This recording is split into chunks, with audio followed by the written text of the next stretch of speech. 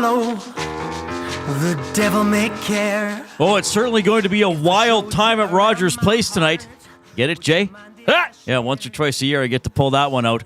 Oilers taking on Minnesota at 7 o'clock. We're going to preview the game for you this afternoon. And, of course, at 6 o'clock, Tom Gazzola, Hernan Salas, and company bring you the Oil Stream GCL Diesel pregame show. They'll hop on after the game as well with the postgame show. Here's how we expect the Oilers to line up based on today's morning skate. McDavid between Podkolzin and Draisaitl. They stay together. The new guy, Kasperi Kapanen, you're going to hear from him in the first half hour of the show. He's on a line with Jeff Skinner and Ryan Nugent-Hopkins. Henrique with Janmark and Brown. Cagguila up from the minors will be on the left side with Ryan and Perry. Defense, Ekholm with Bouchard, Kulak with Stetcher, Dermott with Emberson, Stewart, Skinner, the expected starter. So where's Zach Hyman? Well, he's not playing 4 to 7 days is what Chris Knobloch said. So, hopefully Hyman's back next week for that Friday game in Utah. Of course, the Oilers play tonight. They play Saturday against the Rangers. Then they don't play until next Friday. Darnell Nurse did take the morning skate. He's not going to play tonight. We'll have some comments from him as well. Clearly, he's not happy with Ryan Reeves after getting hit on Saturday in Toronto. But Nurse maybe could play on Saturday. And Viktor Arvidsson has now been put on injured reserve. Josh Brown has been recalled from Bakersfield. So obviously some paper transactions there with him being sent down yesterday. So that's the expected lines for the 7 o'clock game against the Minnesota Wild, who are a pretty decent team. And they have their own number 97, Kirill Kaprizov, who's a pretty dangerous player as well. Reid Wilkins, Jay Milne with you on Edmonton Sports Talk, your clear choice for Edmonton Sports. Zachary Kubish is here as well as our studio producer and your sports update deliverer. Jay, how are you doing? I'm doing fantastic, Reid. How are you drive doing to the today? station? My drive to the station was, it was okay. I did something smart. I got the winter tires on earlier this week. Oh, did you? I did. Perfect timing. Yeah. Knew it was coming. Succeeded. Got here. A little slower, but that's fine. Yeah, I was happy that it seemed when I was out on the roads today, people were being smart. Sometimes there's that first snowfall and you feel like, man, everybody's driving like it's still June 15th or something like that. But I felt, especially when I was coming, now when I went to the morning skate and it was still snowing.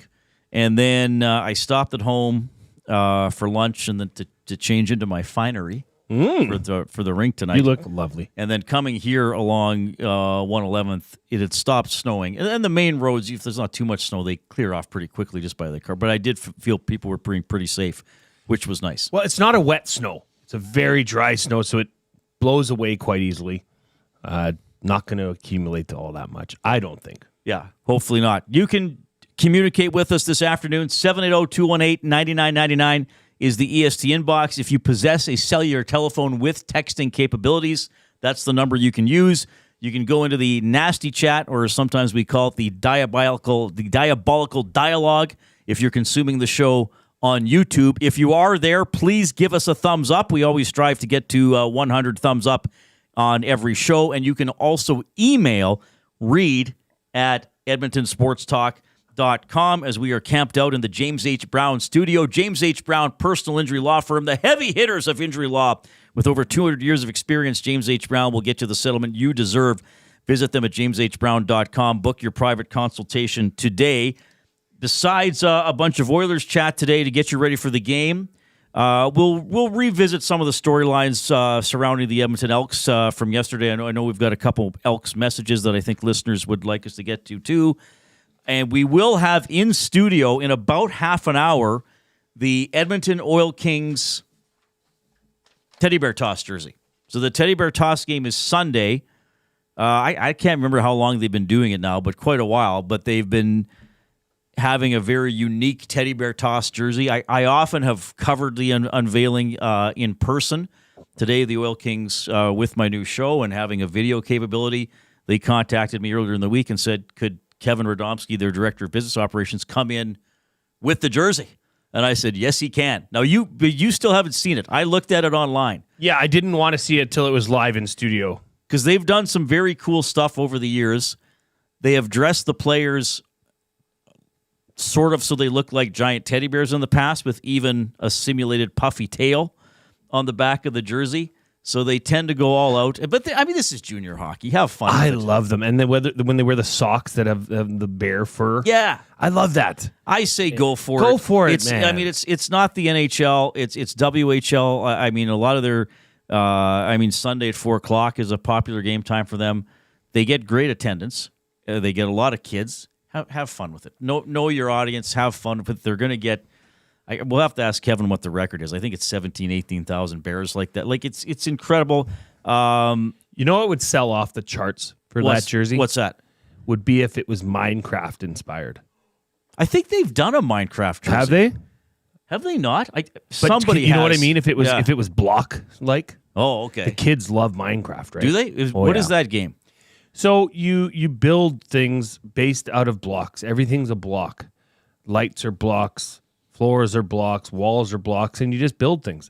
My daughters love it. It allows for a lot of creativity. Whatever you want? Yep, whatever you want, and it's an open canvas. Actually, I just saw a trailer. Jack Black is starring in a Minecraft movie. Really? Yeah. So it's going to be in a block world. Yeah. Literally everything is blocks. Now, I got to get to this because there's people in the nasty chat that are writing in about it. Okay. There's people in the EST inbox. Do you know of or have you heard of any sort of a timeline on Viktor Arvidsson? No. Anything other than that would be purely speculative. I don't think it's seriously. And when when you're put on IR, it can be retroactive to the first game that you missed.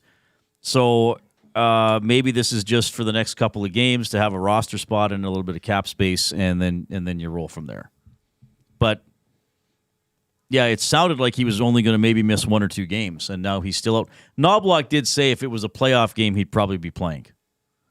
So I'm hoping that once the Oilers are back at it next Friday on the road against the Utah Hockey Club, Hyman's back, Nurse is back, maybe Nurse is already back in a couple of days, and Arvidsson is back. And who knows, maybe Arvidsson's back on Saturday too. He wasn't even skating, though. Nurse was out there skating. So he was probably the closest of all three of them. Do you find, or is this not, I'm just going to say it, but you've got Arvidsson out, Nurse is still with the concussion, Hyman's out.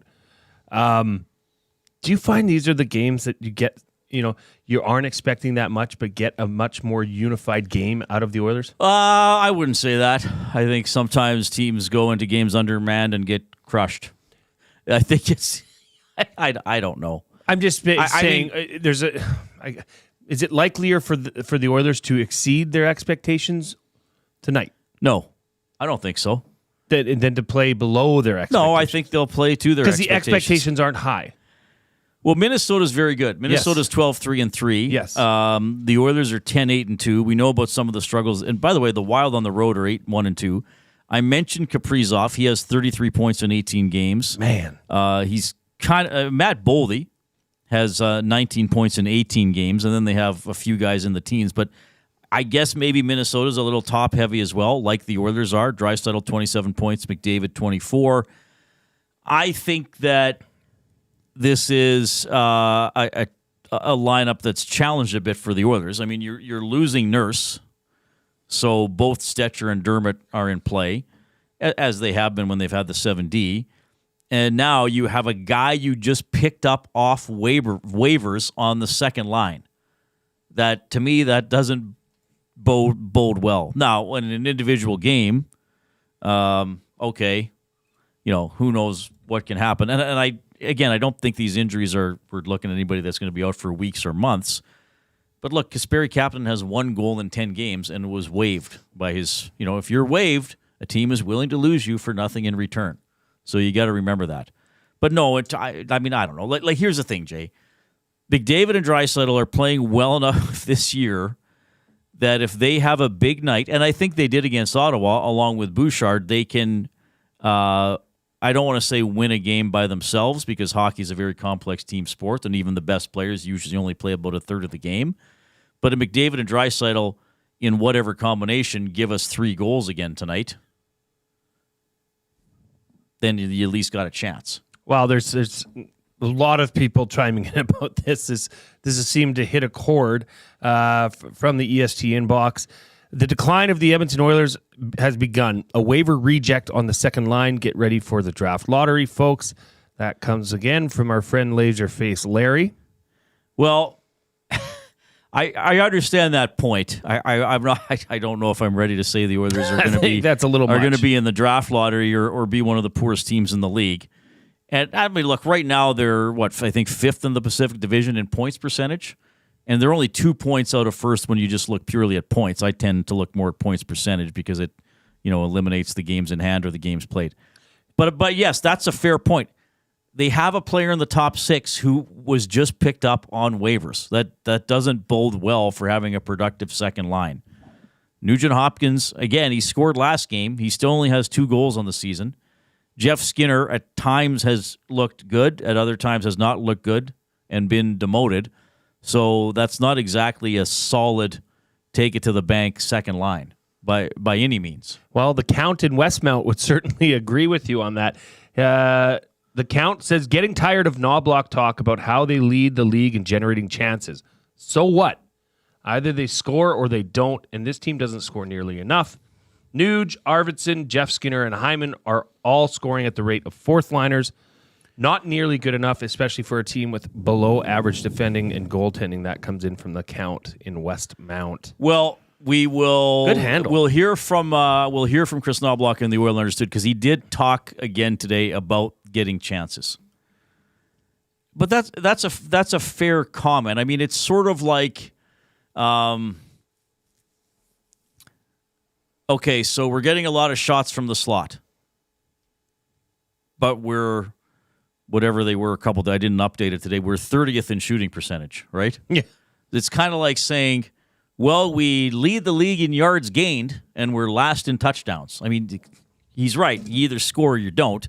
I think what Knobloch is saying is that the law of averages or the regression to the mean, whatever people call it, hopefully is going to swing in the Oilers' favor. But we are a quarter way into the season.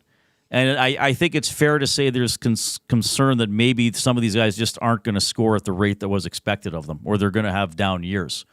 Or again, and I will say this once again, Podkolzin has not scored this year, and he's on the first line. Now, couple assists last game.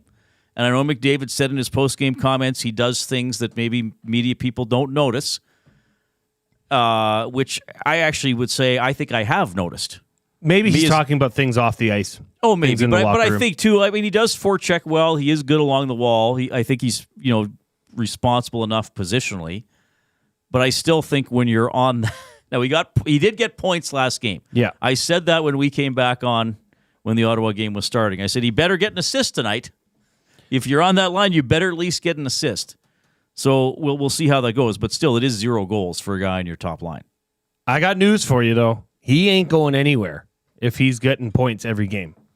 And if that line continues to succeed. And if one or both of those guys like playing with him.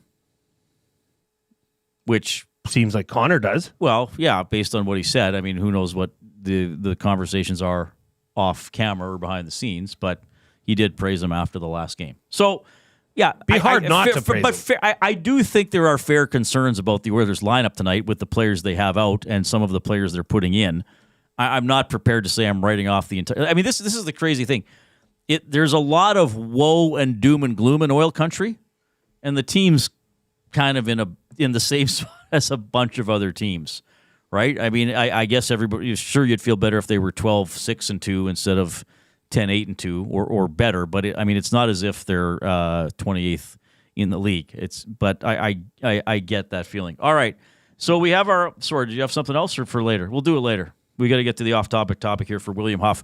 Since 1952, William Huff has provided industry-leading graphics with design, print, and install all in-house for thousands of valued clients. Their unparalleled customer service combined with decades of industry expertise and a desire to make every job the very best can be is what they call the William Huff Advantage. Visit their website at williamhuff.com or give them a shout, 780-454-4536. So, Jay, you heard the name Kirill Kaprizov. Yes. And what did you say? Well, I said Kirill sneer. Because when I heard Kirill, it reminded me of Cyril. Right. Which is the bad guy from the Raccoons, Cyril Sneer. So Reid and I, in our infinite wisdom, said, hey, that was a great show. The old Raccoons. Zach, you can pull it up whenever you feel. Oh, we have something go along with this? Well, this is this is exciting. I don't even know what this is. Yeah, this is the Off topic is your favorite childhood, we're saying show, not just cartoon. We're not going your to... favorite childhood show. Yeah. Is yours the Raccoons? It's up there. It's just when I see that and you got the run with us. You feel inspired. I love it. It brings back such fruitful, warm memories. And fruitful. I learned a lot. Warm memories. I learned a lot about life and being a good person from the Raccoons because they'd always get in trouble. But somehow they managed to get out of it. And Cyril Sneers, I think it was his son, was friends with the Raccoons. Oh, that's right. Yeah. So it really made for an awkward remember that situation. Show. Yeah, it was a bit of a. And then don't know Cyril Sneer, I think he had those pigs that run around. And he, yes, boss. You know, like he had henchman pigs. Henchman pigs. Okay. Yeah, I thought that was a fantastic show. You remember way more about that show than I thought anybody could. Today's special. I've talked about today's special. If you were to go back now, it's probably one of the creepiest shows ever. Because these, what do you call it, mannequins in the department store come to life at night. That one. Yeah, I don't remember that one at all. Terrifying. I might have been too old for that. Mr. Dressup. Classic. We were talking about I still don't know why Casey had to live outside in a treehouse, though. Yeah. Let him in the house. Animal rights would be all over that now. Well, he's a human. Animal rights would be all over that Finnegan's still. the animal. Oh, I got them mixed up. But Mr. Dressup, we were talking about it in the bullpen and the way that he cut cardboard paper. Or not, what would you call that? Craft paper or? Yeah, I guess. Construction paper? Construction paper. Sorry. Thank you, Reid. Was that an early form of ASMR? I don't know what that is. Well, that's that where, you get your, you get a warm feeling or a good sensation in response to certain sounds. Oh, okay. But man, that guy could cut construction paper. Whew. All right, we're getting a lot of suggestions coming in, so we'll organize those as we go along. I got to get to the Hudson's Canada's Pub mystery athlete of the game. You can join us at Hudson's Fridays and Saturdays after 9 p.m. for late night happy hour specials. Food starting at $4, drinks from $3.75. I will give clues throughout the show. You have to text in your guesses to 780-218-9999. Maximum 3 guesses per person. The winner gets a $25 GC to Hudson's Canada's Pub. The first clue is Douglas. All right, we're going to hop back with the Oil Understood for GCL Diesel. Darnell Nurse, not a fan of Ryan Reeves after that hit on Saturday. Here comes Zachary Kubish with a sports update.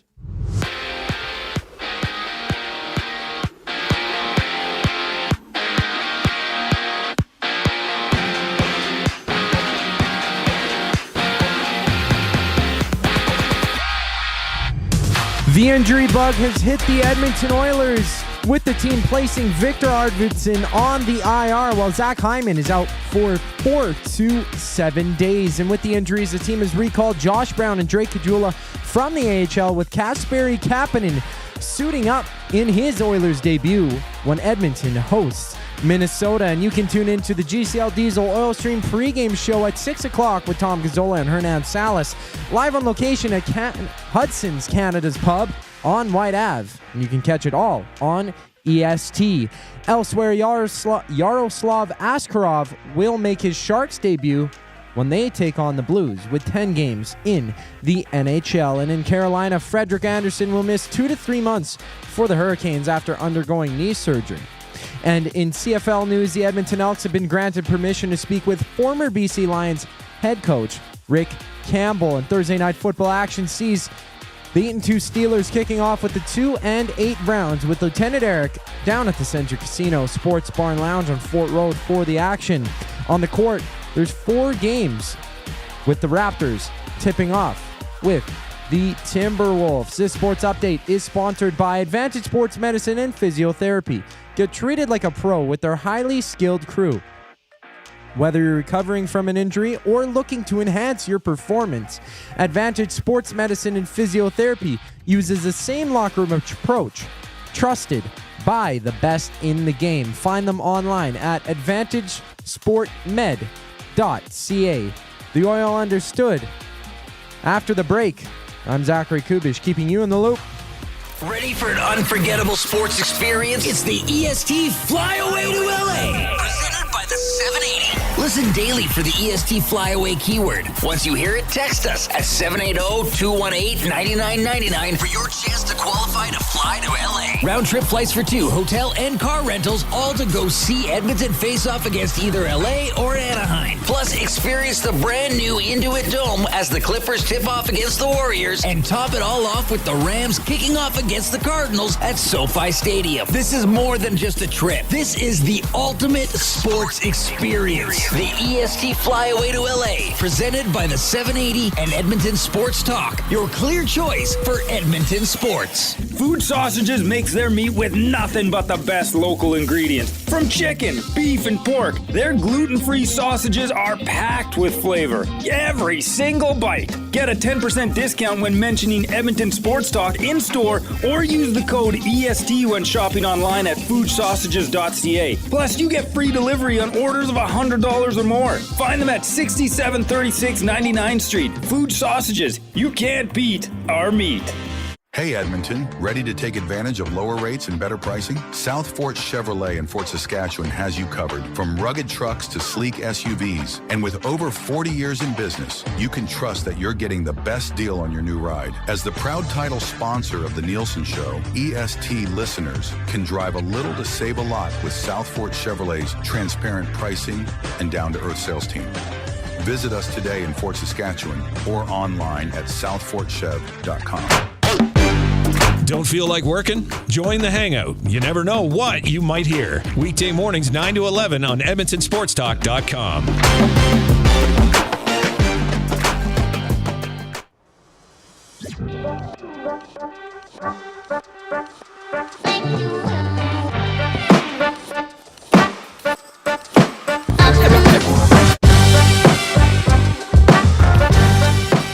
All right.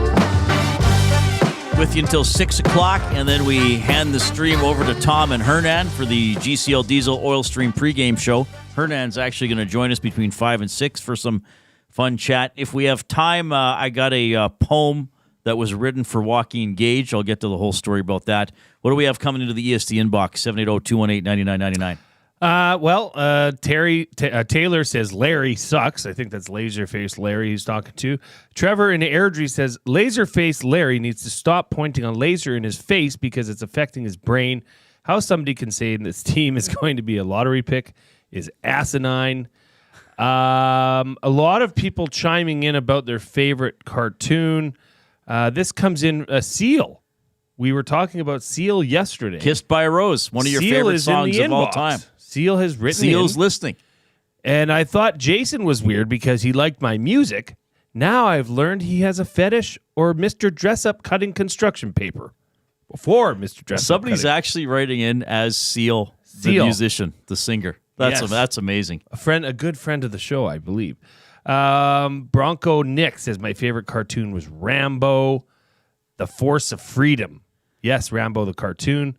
We've got Wildcrats. Rusty Shackelford says the Flintstones on CFRN at lunch hour. I used to watch that. The whole family would have it on during dinner. That is absolutely true. We'll keep them coming in. We'll keep coming back to this. We've got to get to the oil understood for GCL Diesel. Just want to quickly read something here. Soba Kirk, hope I'm saying that right, in the Nasty Chat, says, hey, Nasties, looking for some clarification on the Hudson's mystery athlete. Has to be on the Wild or Oilers, right? Well, people are starting to answer him now. No, it can be anybody. There may be a tie-in to the Oilers game tonight. There may be a tie-in to something happening in the world of sports. It may just be some random person we picked. So you just got to listen to the clues and figure it out. And as Duck Dad says, could be even a made-up athlete, like fictional. Yes, one of the athletes was Rod Tidwell, the Cuba Gooding Jr. character who played for the Arizona Cardinals in the movie Jerry Maguire. That's because I was ticked off somebody got David Viborny on the first guess. That was in a few weeks ago. angry That was stage. that was my dark stage of my life. Reid, before we get into this here, Andrea from Calgary wrote an amazing response to our off-topic topic. Her favorite childhood show is probably the 1993 to 1995 TGIF block of Family Matters, Boy Meets World, Step by Step, and Hanging with Mr. Cooper. Wow. Followed closely by the 1990-91 lineup of Full House, Family Matters, Perfect Strangers, and Going Places. Wow.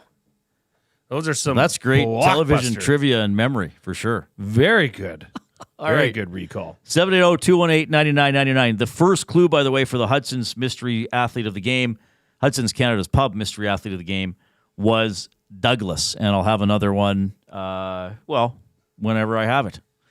You got to keep your ears peeled. No, keep your ears pricked. I don't know. It is time for the Oil Understood for GCL Diesel, providers of the best diesel engine components around. From turbochargers to injectors, fuel pumps to sensors, they are the critical engine component experts, proud to serve Edmonton and Northern Alberta for over 50 years, and now a proud partner of Edmonton Sports Talk and the Reid Wilkins Show. GCL Diesel. Diesel. Understood. All right. So, again, no Arvidsson, no Hyman, no Nurse for the Oilers tonight. Arvidsson's on injured reserve. Hyman also did not take the morning skate. Nurse did skate, though he's not going to play tonight. Possible for Saturday against the Rangers, according to head coach Chris Knobloch. Nurse reflects on that big hit he took from Ryan Reeves in Toronto. Yeah, I mean, he came after and apologized. I mean, yeah, there's, in situations like that, there's definitely an onus on the player with the puck to be aware of where everyone else is on the ice, for sure. With that said, even if you put yourself in a bad spot, there's lots of body on the 6'4" hockey player to hit, and not one piece was touched other than the head. You can argue about the intent, but there's certain guys in the league that each shift they go out there and try and go inflict pain, and I think it's pretty obvious what was going on there. What do you think, Jay? You had not heard that before? I think from his scrum this morning. Somebody's a little pissy. Yeah, that one there. I mean, he's saying exactly what happened. Yes, that was a hit that Ryan Reeves has delivered, will deliver, and will continually deliver. Interesting that he said some people go out there shift by shift just to inflict pain. Right. But that's not a surprise to people that have watched this team or Ryan Reeves through his career. That's who he is. Nurse was also asked if it meant anything to him that Reeves came and apologized and spoke to him after the game, and Nurse said, "Not really, not really." With these things, timelines. Oh no, sorry, that's the next one, Coop. So yeah, I mean, Nurse clearly not a fan of the. I mean, he did admit, okay, if you have the puck, you're supposed to keep. But as we've seen the shift in hockey over the last, I want to say 15 to 20 years. Like, remember the 2003 Cup final when Scott Stevens drilled Paul Kariya and Kariya came back and scored? I think he scored twice after he got hit. That hit would now be punished, and Kariya would not be allowed anywhere near a hockey rink for several days. Well, except to get examined. Right? I mean, that in this day and age, that might knock a guy out of a series. But yes. Stevens also might have got a couple game suspension. This one I got to read. It just came in. Hi, guys. While I agree that Reeves should have been punished for the hit on Nurse, there is a problem in the league. Players with the puck or going to retrieve a puck are no longer expecting to get drilled because the league has now become so soft. Players come to the league never having been drilled, so they don't know how to protect themselves. Keep your head up is what my coaches used to yell to me. Now they just think they have all day to make a play. That comes in from Diamond Donnie. All right. Okay. Well, thanks for that text. First of all, I still think I no longer play minor hockey, nor am around minor hockey. I would people who have kids in minor hockey can tell me this. I would guess kids are still, maybe Diamond Donnie is exaggerating to make a point, but I would guess younger hockey players are still told to keep their head up, even if they're not in body checking, even if they're 8. Because that's just a good habit to have in hockey. Keep your head up, not just so you can avoid a hit, you can avoid running into somebody accidentally. And oh, by the way, you can maybe take a make a pass or shoot. It helps to look around the ice. I understand the point that, it's... Again, the onus is on the person delivering the hit. It used to be, okay, Eric Lindros got drilled several times, which eventually led to his career being shortened. What did everybody say? Well, he's got to learn to skate with his head up. This isn't junior or when he was in Bantam where he can just bulldoze through people because he's so big. He's got to realize guys are out to hit him. That doesn't fly anymore. It's on the hitter to avoid the head. And I think with Ryan Reeves, Nurse was kind of in a regular skating position, and Reeves went in high. I know there was the White Cloud hit. Who did White Cloud hit last night? Was it Nyes against Toronto? Yeah, I heard the guys breaking that one down on two guys and a goalie, and I saw some chatter on one of the highlight shows last night as well. And here's the thing. Not every aggressive or big hit is dirty. No. I think there's now, but I think as viewers now, whenever a guy gets drilled, I don't know what you're thinking, Jay, but whenever there's a big hit, I often think, got to look at the replay, wonder if there's head contact. Or look around, somebody's coming for you. Or there might be a fight. Right? Yeah. No one was going to fight Reeves in that situation, It's totally, by the way. It has softened, though. And that's what happens. Every big hit, that was a perfectly legal hit. That was textbook. Last night's. Yes. Yeah. And even in the NFL, there's hits that are textbook that are being called because they're absolutely too hard.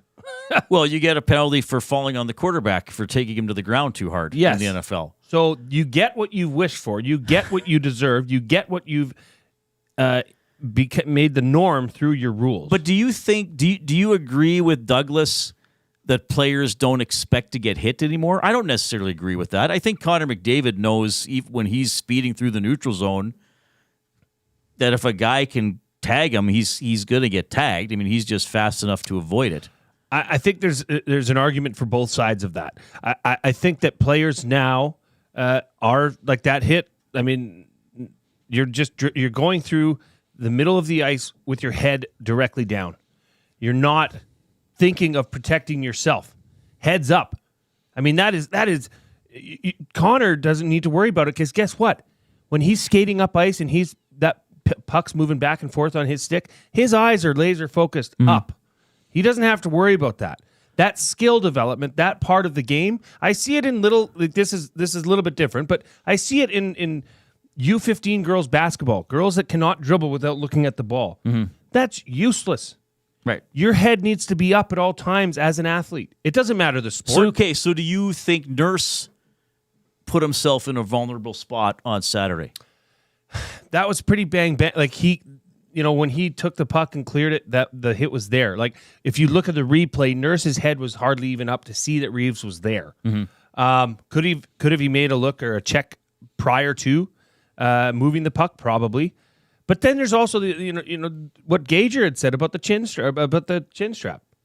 That helmet came right off with the chin strap fully on. Well, that's a whole other. It is about the proper use of helmets and mouth guards. Do your best to protect yourself. Mouth guards, especially. You're worth a lot of money, right? Those players are worth a lot of money to the organization as well. I guess I will just say, and we'll probably revisit this. Who was it? Douglas that wrote that in. I don't think NHL players go out there not expecting to be hit. Diamond Donnie. Diamond Donnie. I don't think players go out there not expecting to be hit. But I do think that there's less open ice hitting, and maybe there's even less finishing checks on the forecheck. Because A, you don't want to get out of position because it's such a technical game now, and B, do you really want to take a chance hitting a guy after he's passed the puck and you clip his head and then you're suspended for a couple of games? Are we giving Ryan Reeves too much credit here? Saying that he is such a talented hitter of the head area that he was able to, in a bang-bang play like that, select the head area of Darnell Nurse and make contact with that only? I think Ryan Reeves, as Darnell said, he knows it's his job to inflict pain. He knows that he's not always hitting just to try to win puck possession. That if he can blast a guy, he's going to do that. So he's a little bit on the edge when he's going out there, and in that case, he wasn't technical enough with his hit, and he got Nurse too high. I mean, some players do simply hit more aggressively than others. I don't think there's any debate about that, so those guys might be more likely to perhaps sometimes deliver a headshot and get a penalty or a suspension as a result. I'm not saying, I don't think Reeves was going for the head, but I do think he was trying to do something aggressive and painful. Coyote Steve Reed, problem in NHL is most guys don't know how to throw a hip check. Red Kelly, Bob Plager to say, and now they don't call the charge enough. So guys build up speed, launch into the puck carrier. Well, they called charging on Elias Pettersson when he jumped in the playoffs, which is a penalty. Yeah. If you jump, it's supposed to be charging. All right, good conversation. We'll probably circle that back to that at some point as well. Portions of this hour presented by the Canadian Brewhouse. Book your holiday party at the CBH today, your ultimate destination for events, parties, fundraisers, and more. 'Tis the season to celebrate. Visit and book now at thecanadianbrewhouse.com. I believe I see it. The Teddy Bear Toss jersey is here. We'll tell you what's going on with the Teddy Bear Toss game with the Oil Kings and talk a bit about their season 2 with Kevin Radomski. It's the Reid Wilkins Show with Jay Milne on Edmonton Sports Talk, your clear choice for Edmonton sports.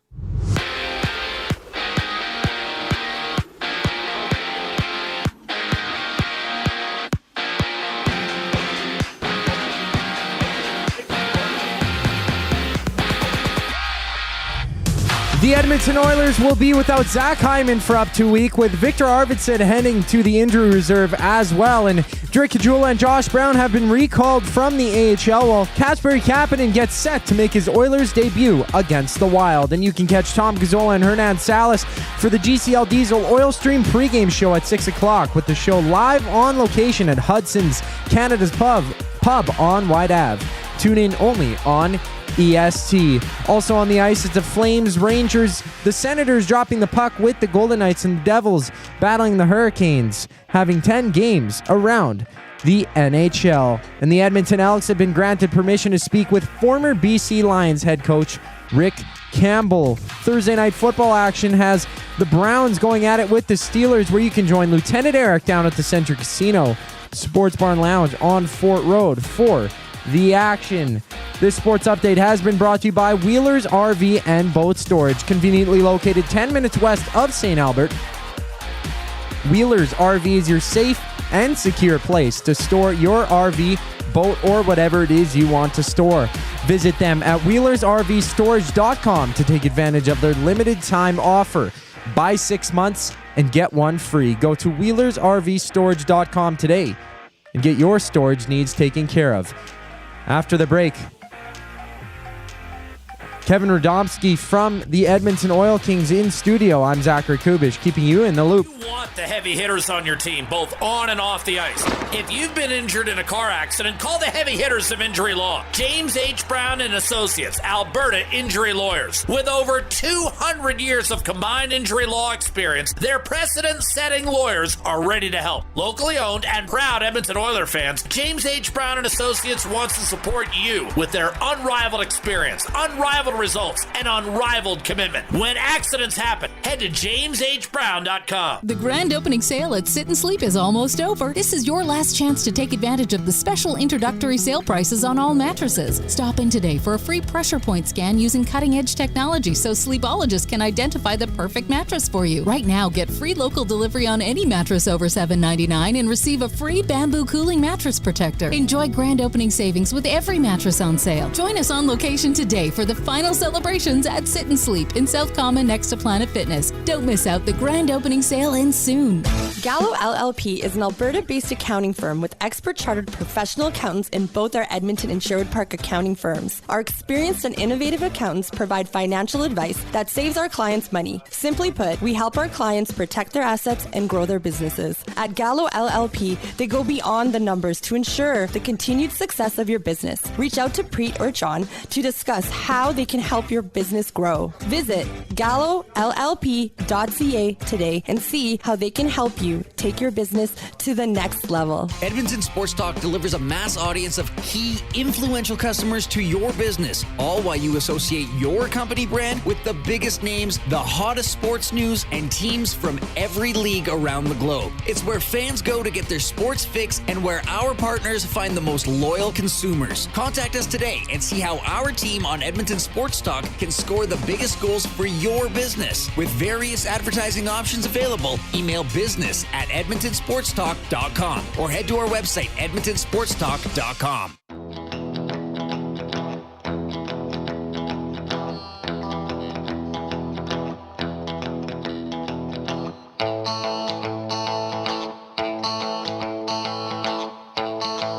Okay, so the Oilers home tonight against Minnesota. We'll have the Oil Stream pregame show at 6 with Tom and Hernan. And then the Oilers are home on Saturday as well against the Rangers. Oil Kings home tomorrow and Sunday.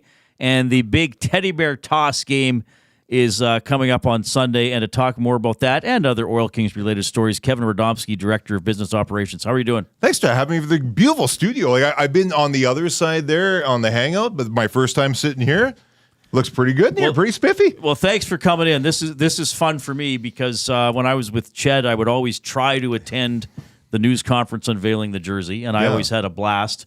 But then you guys reached out to me earlier this week and said you want Kevin to come in now that you got the YouTube angle. So we know a lot of people are on the audio stream, so we'll do our best to describe the jersey as well. But for those on YouTube, you're going to see it. So let's put it out here. So what we'll do is we'll talk really quick. For those who don't know, our Teddy Bear Toss jersey is our biggest game of the year. For the Edmonton Oil Kings, if you only come to one game, that has to be the game. There's no photo, there's no video, there's no way to describe how cool it is. After we score our first goal, thousands upon thousands of bears rain down from every seat at Rogers Place, and they all get collected on the ice, and they're given to Santa's Anonymous. Right. If that wasn't enough, we also wear a theme jersey. So every year, we design a different theme jersey. Last year was a collage, a barrage of bears. This year, we wanted to do a little bit more traditional. This was unveiled this morning at Rogers Place at 11 o'clock this morning. If you guys want to kind of hold that up here, there we go. We'll give the people what they want. Less of me and more of the jersey right there. So this is a jersey that the players are going to wear. I got to tell you, our players love it. The fan reaction has been so positive. We get really excited. And then after the game is done, we'll sign them all. So all the players will autograph them. Oh, yeah, look at that. Look at that tarp. There we go. So after the game is done, they're going to be sold via silent auction and by raffle. And all of that money, not some of it, all of it goes to Santa's Anonymous. So it basically, if you're not with us, it looks like a decorated Christmas tree. Absolutely. With the Oil Kings. With tinsel, with garland. We got it all. Lights. Yeah. And some teddy bears on it as well. So I love what you guys do with those. It's very fun. I remember the year the teddy bear one was unveiled with the little tail on the back. That people had so much fun with that one. Last year's was cool. So there's been a lot of fun stuff over the years. And I also find too that the players really embrace it. 100%. Like they seem to look forward to it as well. It's junior hockey, and junior hockey is all about having fun. And like, we get to talk about the Edmonton Oilers, and for those who don't know, we're owned by the Edmonton Oilers, and we're lucky to be owned by the Edmonton Oilers. But we get to have a lot more fun than the Edmonton Oilers have, because I'll tell you right now, you're not giving Connor McDavid this jersey and telling him to wear it. We're getting some foreign. We're getting a replay. Jay unmuted himself, so we're getting an echo of ourselves. That's okay. There we go. We're good. We're good. All right. So now, remind me again. Sorry for the heart attack, Coop. What is the record number of bears for the Oil Kings that have been thrown onto the ice? So since our very first Teddy Bear Toss, so the Oil Kings came back to WHL in 2007. In 2008 was the first Teddy Bear Toss ever. We've collected 160,000 bears for Santa's Anonymous. Last year, we collected 14,700. So our goal this year is 15,000. Okay. The most we ever collected was 16,500. Wow. Okay. So we'd like to get back there. For those who don't know, Santa's Anonymous, based right here at Edmonton, they provide gifting, these stuffed animals. We are their provider of stuffed animals. And it's people that they have jobs, they're working hard, they just can't make the ends meet at a special time of year. They get to give them the ability to provide a nice smile on Christmas morning for our friends and neighbors. And a lot of times, these are people that we know. that need that little bit of help. And for us collecting these bears, we hope that we have 15,000 bears. So if you're coming to the Oil Kings Teddy Bear Toss game on Sunday, I'll ask you, please bring many bears. Because I promise you, the more bears you throw, the more fun you have. It's science. Like, it's scientifically proven. It's an amazing spectacle. I've attended the game a couple of times, sitting in the press box, and what a view of, and of course with the nets behind. The people behind the nets, it's a journey. Pass them around. So you might think, okay, it's done. Oh no, there's a couple hundred more still. If you're in the lower bowl, you're catching and throwing. Like, that's just the way it works. Is this something where like the upper deck seats sell a bit faster because you get to just launch that thing from height? Well, what's funny is, I was telling you before we came on air, like literally, we only have 1,400 tickets left. Wow. So we're looking at a sellout at Rogers Place. So for junior hockey to sell out an NHL barn in an NHL market, we don't take that for granted. Like, the support that we get, you guys having us on this show, the support from our fans, it's so gratifying, because we know that it's going to be for our players. Like, can you imagine being a young Gavin Hodnett or a Grayson Sachin or, you name it, you can go down the list. Those players are playing in front of an NHL crowd on Sunday. Wow. And there's no replica for that. Yeah. And we take it for granted because we know it's going to sell well. We haven't sold this game out in 5 years, pre-COVID. We're looking at a sellout right in the teeth. And what I really love, to your point, is there is no bad seat in the house, because if you're in the upper deck, you can watch your stuffed animal float its way onto the ice. And great seats start at $20. Really, really, really good value for the families. Because what is it? How many years in a row have the Oil Kings led the dub in attendance? I don't want to brag, but we've led the attendance for the Western Hockey League for the last 3 years. Right. Last year, we had 252,000 fans over 34 games. We averaged 7,405 fans over the 34. The next highest Canadian team was 152,000. Oh, wow. Wow. So we weren't number one by an inch. We were number one by a mile. Right. And what that really proves is that the people here at Edmonton support junior hockey. They love junior hockey, and we provide so much fun with games just like this. Who's drawing the best in the States, by the way? Portland does really good. Yeah, Portland does really well. They all do very well, to be honest with you. Yeah. It's almost like cathedral when you go into those barns in the States. So I got to ask you, Kevin, about the jersey itself. Yeah. When you came in and like I said, I didn't look at it prior, and I am blown away. You're going to have to fight me to get this off of me after. We have one less. The quality of this is spectacular. I just can't stop feeling it, because it's a heavy jersey. Like it's a real deal. And to your point, no gimmick. No. Like, this is a game jersey. So the people who either win it via silent auction or win it on the raffle, they're getting an authentic jersey. And these are made actually in Ontario. A company that we partner with, they're called Cat Stitch. They're based in Orillia, Ontario. They've been designing these jerseys with us for the last 13 years. Oh, nice. Okay, so walk me through the process Yeah. of when it starts and looks white to when it becomes this.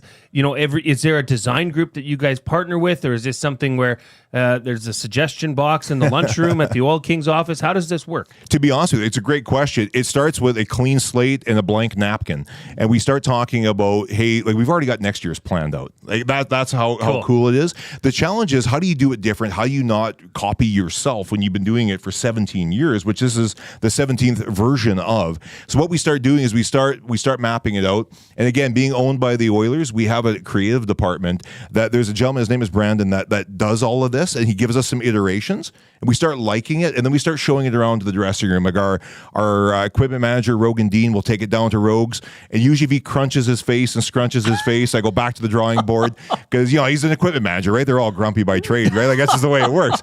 But when he starts saying, like, oh wow, like, this looks really good, and then you start bringing it back to that designer in Ontario, and then he's the one that can really take it on. Right, and I like how we were talking about it earlier, but the way that you guys carry it through to the socks, 100%, is just the chef's kiss, so to speak. And once again, you guys have nailed that here, as the socks are full of tinsel and garland. It's just fantastic. And when you buy the jersey, you get the socks too. So when nice. So when you win the jersey, the whole whether thing. it's a raffle or a silent auction, you get the socks. And there's every once in a while we'll forget to give the socks, and people are like, well, "Where are the socks?" I'm like, I don't know what you're going to do with them, but here's the socks, right? So yeah, it comes up part of the package. Kevin Radomski, Oil Kings Director of Business Operations, joining us in studio. Jay is wearing the Teddy Bear Toss jersey. If you got us on YouTube, looks like a decorated Christmas tree. Another great look for the team. So, by the way, I should mention the Oil Kings beat Victoria 5-1 last Great night at game. Rogers Place. Now, you guys went from October 17th to November 13th without a home game. Yes. So for a guy like you who's doing business and marketing and your colleagues, I mean, look, I know people are talking about the team, but what's the challenge there with selling tickets when you're away for so long? Well, you can't, right? Well, Like- but you just got to say, hey, we're Yeah, back yeah. soon. We're back soon. And I'll be honest with you, like Rogers Place is one of the busiest buildings in all of North America, right? So we fight for event time. You know, we had the PBR there, we had the CFR there, we had the CCMAs there. You know, 2 country shows followed by a Bruce Springsteen show. Like, there's so much activity in Edmonton that we're privileged to play in Rogers Place first and foremost. But because of the buildings, the busyness of the building, it forces us to go on the road. So one of the nice things, if I had to say nice, is we were able to get the trip to the U.S. So for those who don't know, we travel to the upper Northwest every other year. Right. And then on the other years, they come to us. So we basically every 2 years is when we flip and flop. So we were able to go to the United States on our trip, and we got that done early in November. Not before the roads get slick. Yeah, not in slippery. February. Exactly. Yeah. So if I had to look for the silver lining, it was the fact that we were able to get our American trip in and out, and the sun was still kind of up at 4:30, but it got done. But then, yeah, the challenge is basically our season seat holders. Like, they miss us. Our fans, they miss us, because I don't know if I've ever seen it where a junior hockey team has been on the road for 4 consecutive weekends. Right. But we were. So, yeah, so it was almost 30 days until we got back home again. So I feel like, and correct me if I'm wrong, but I feel like you guys have really embraced the Sunday at 4 start time. Signature day. So, Smart. so this weekend you got a Friday at 7 and a Sunday Yep. at 4. Is that kind of almost an ideal home weekend for you It guys? is. And you know, like, for those who haven't been to an Oil King game on a Sunday, so what we have is we have like a little bit of a carnival setup. It's called, like, we call them family, we call them Fun Day Sundays that we do every Sunday. Bouncy castles, balloon artists, face painters, and that is with no extra charge. Like, when you buy your $20 seat, you get 3 periods of thrilling WHL hockey. You get great value at the concessions, and then you also get this fun zone as well. And what I really love about it is, like, my girls, I have 2 daughters. They're not young anymore, but for people who have young families, a 4 o'clock start, you're going to be out the door by 6 o'clock, 6:15. God bless you. Right? Yeah. It doesn't interrupt the whole day. No, it's the best thing, and that's the Stingers do it, and the Riverhawks have done it. But that is, I know exactly what you're talking about with the bouncy castles. That'll like, it makes it when my girls go in there and they've seen that, their eyes light up. Yeah. And it's now an experience. Yeah. And then on top of that, they get to go watch some cool hockey with great music and great atmosphere. Yeah. All for a very affordable price. You guys nail that and keep up with that 4 o'clock time. It means a lot to people with young kids. It does. You know what's funny? And it's hard on, like, basically the reason that it's 4 o'clock is people say, well, why isn't it 2 o'clock? Why isn't it earlier than that? It's because we still have to have an opponent that can travel to Edmonton. And most times they're playing, like, the WHL is mostly a Friday, Saturday, Sunday league, right? Like, if you're going to be attracting fans, you pretty much will have to play on weekends and holidays, which the Western Hockey League and we try and do as much as we can. So if we have a team coming to us from Red Deer or coming to us from Calgary, they need time to get into the building. So that's where that 4 o'clock is kind of that sweet spot. Yep. You can play in Red Deer at 7 o'clock. You can be done by 10:30 on the bus by 11:30 in Edmonton by midnight. Play us at 4 o'clock. Right. Yeah, we love it. Our fans love it. I got to ask you, Anything. biggest bear that's ever been thrown on the ice? So we've had a couple that have been caught. So as in, like, if you've ever seen, so if you look at our press conference, if you're on our website at all, at oilkings.ca, we have the photos from the press conference. That big bear in the front of us on the podium, her name is Honey. She's been with us for a couple of years now. And it's one of those giant Costco bears. So it's like $350. I'm the guy that bought it from Costco, and you feel like a total degenerate as you're driving this cart through Costco. This bear's arms are flailing and flopping. I can tell you it fits in the back of an F-150 because I own an F-150. But we've had a couple of those thrown on the ice over the years, and they'll actually get stuck. And so what we had players on the ice trying to pull it onto the ice and fans trying to push kind of the hind end over the glass, and it becomes a spectacle unto itself. But, like, honestly, bears of all sizes, we don't discriminate, we don't denominate. Like, whatever you have, we'll take. We'll have to get the. I'll talk to Matt too. and we'll remind each other. We'll have to get the teddy bear goal scorer on the show on Monday. Absolutely. It'd be a lot of fun. And you know what? It's always the player that you least suspect. Well, remember what was the guy that just got called up from Camrose in the AJ? Yeah, he came in. Gotis. Yes. Flips in a shot from the point. Yeah, that's all it takes, right? And so, of course, Landon Hansen got it last year, and he's still on our team this year. So he's already got the pressure of we've never had a player that's done it back to back. Oh, he'll do it. Right? I'm calling him right now. You're gonna go with the handy? Right, okay, I like we'll it. have him on the show on Monday. Another good one for us is if Iginla gets it. Right? Joe Iginla? He's a great. Who gave him media lessons? I'm telling you, it's just like when you talk about what flows through your veins, right? Like Joe Iginla is such a, he's 16 years old. Yeah. You wouldn't even know he's 16. And again, coming with the last name of Iginla, lots of pressure, lots of expectations. He's got a great personality, and he's not afraid to let it show at his age. We're really lucky to have him on our team. Quickly before we let you go, and again, oilkings.ca to look at the full schedule, ticket prices and packages, all that fun stuff. They do play tomorrow. Yep. If you're looking for a game Friday night as well. We're going to have a petting zoo tomorrow, just so you know. Petting zoo tomorrow. Petting zoo tomorrow. We're playing Medicine Hat, absolutely, the Tigers. Right? And there Medicine Hat's got McKenna, right? Yes, Gavin McKenna, yes, sir. One of the top guys. He's pretty good. So he's pretty good. And then the Teddy Bear game is Sunday at 4 against Red Deer. So big weekend. Our off-topic topic for William Huff is your favorite childhood show. Can be a cartoon, can be a Mr. Dress-Up type show. Without question, it was classic Scooby-Doo. Oh, wow. Without question, nice. yeah. Okay. And you know what's so funny is, and I've polluted and poisoned my own children because I've got two daughters that are now 20 and 18, and they love Scooby-Doo as well. And they have no business even knowing what Scooby-Doo is. But classic Scooby-Doo, classic Flintstones, 12 noon Flintstones, a little tomato soup and a grilled cheese sandwich. Let's roll, right? There's no wrong answer. Well, and if you're watching on the YouTube screen, Zach has got that picture of what was the teddy bear's name? Yeah, we call her Honey. She's been with us for a couple of years now. There you go. There's Honey. Yeah. Fantastic. That's awesome. Kevin, you do a great job with the Oil Kings. I mean, the whole organization is great to deal with.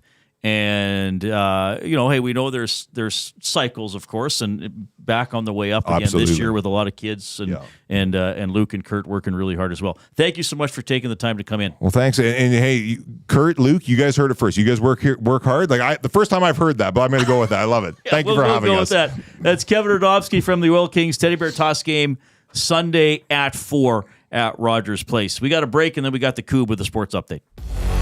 Get to know the winners, props, plays, parlays, and more with Nielsen and Hustler. Weekday mornings at 11 on The Lock Shop. Only on EdmontonSportsTalk.com. Conveniently located 10 minutes west of St. Albert, Wheeler's RV Storage will provide you with safe, secure storage for your RV, boat, or whatever you need to store. Open 7 days a week with gated keypad access and extra large stalls. Now is the time to take advantage of their limited time offer. Buy 6 months and get 1 month free. Now's the time to go to WheelersRVStorage.com. That's Wheeler's RV Storage. Safe, secure storage. Visit them today at WheelersRVStorage.com. Celebrating 70 years in the signage industry, William Huff Advertising is the most recognized name in the game. An in-house, one-stop shop for all of your design, print, and installation needs. William Huff provides quality graphic solutions for everyone. Here in our City of Champions and throughout the nation, they are the preferred signage partner entrusted by many of the biggest corporations, pro sports teams, and organizations to bring their identity to life. Recognize the name, get in the game. WilliamHuff.com. The Canadian Ice House is taking your sports experience to a higher level. Trackman golf simulators are now open at the Ice House, an immersive and realistic golfing experience in the heart of downtown Edmonton. Visit in-store or at thecanadianicehouse.com for details. GCL Diesel has been serving oil country since 1972. From diesel cars to SUVs to pickups. From farm tractors to school buses to a big rig. From diesel generators to forklifts, GCL can test, troubleshoot, and repair all diesel fuel system components. Whether it's injectors, pumps, turbos, filters, or additive, GCL has the parts you need to keep your diesel running the way it should. For genuine diesel parts at wholesale prices, visit GCL Diesel in the West End or online at GCLDiesel.com. GCL Diesel. Diesel understood.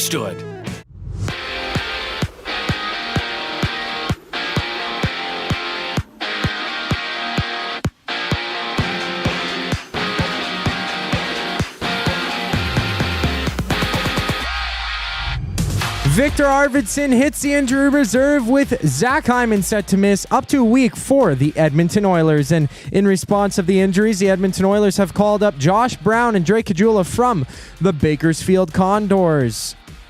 Kasperi Kapanen is set to make his Oilers debut tonight when the Oilers play the Minnesota Wild, and you can catch Tom Gazzola and Hernan Salas for the GCL Diesel Oil Stream pregame show at 6 o'clock right here on Edmonton Sports Talk. And there's 9 other games around the league with Yaroslav Askarov making his Sharks debut when they battle the Blues. Elsewhere, the Edmonton Elks have been granted access to speak with former head coach of the BC Lions, Rick Campbell, after he was relieved of his duties yesterday. And down south, we see the Steelers go at it with the Browns with Lieutenant Eric down at the Century Casino Sports Bar and Lounge on Fort Road for the action. And in the NBA, Philadelphia 76ers forward Paul George has been diagnosed with a bone bruise in his left knee and is expected to miss at least the next 2 games, while the Raptors hit the court with the Timberwolves tonight, having 4 games in the association. The Reid Wilkins Show with Jay Milne continues right now. I'm Zachary Kubish, keeping you in the loop.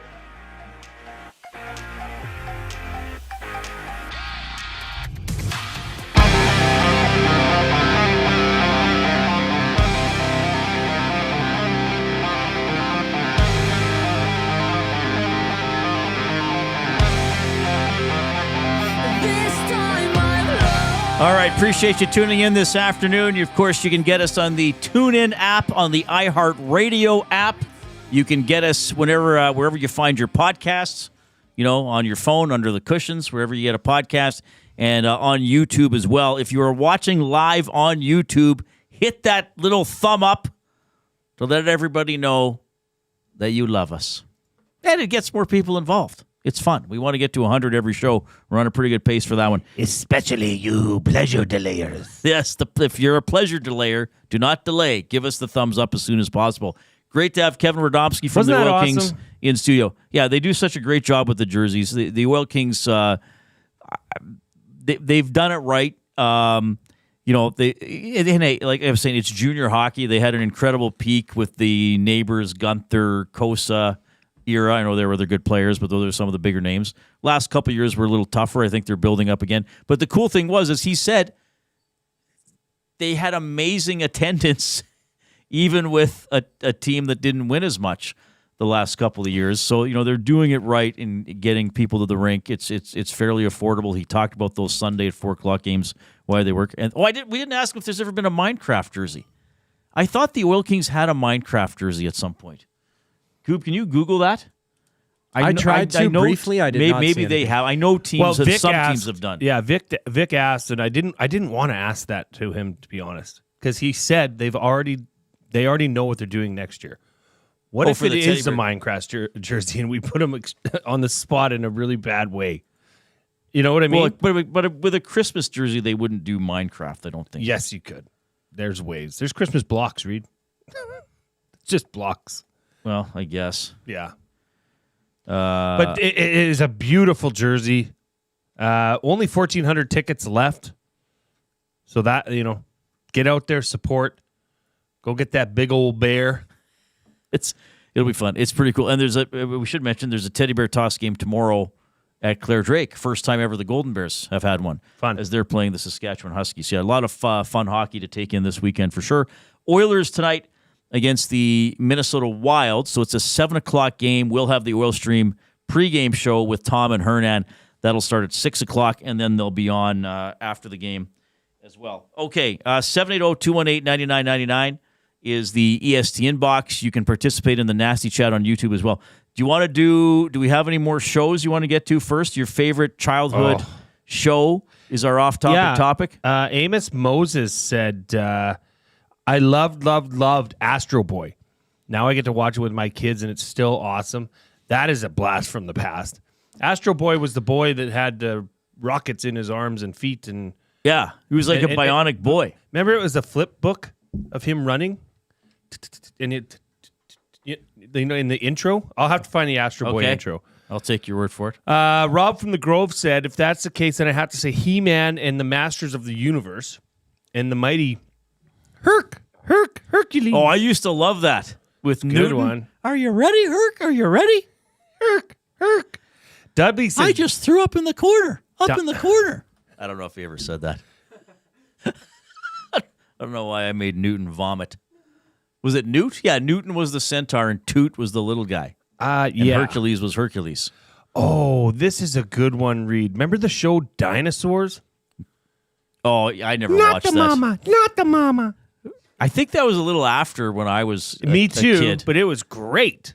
Okay. It was like they were real, but they weren't. Because he was people in costumes. Yeah, it wasn't Dudley animated. sent that one in. Adventure Time is the bomb. That comes in from Looney Len. What's Adventure Time? I don't know Adventure Time. So that's a show about this kid named Finn who lives in a treehouse, and he has a dog who shapeshifts named Jake. What does he do? Absolutely, he shapeshifts so he could become like a big tree monster He's a or anything scroll. like that. He is absolutely amazing. Great show. Okay. Well, people have to remember when I think of childhood shows, the first thing I go back to is before I was even in school, and I started school in 1980, so we're going back a long ways. But I watched Mr. Dress Up, I watched Sesame Street, I watched A Bear Called Jeremy, I watched Polka Dot Door.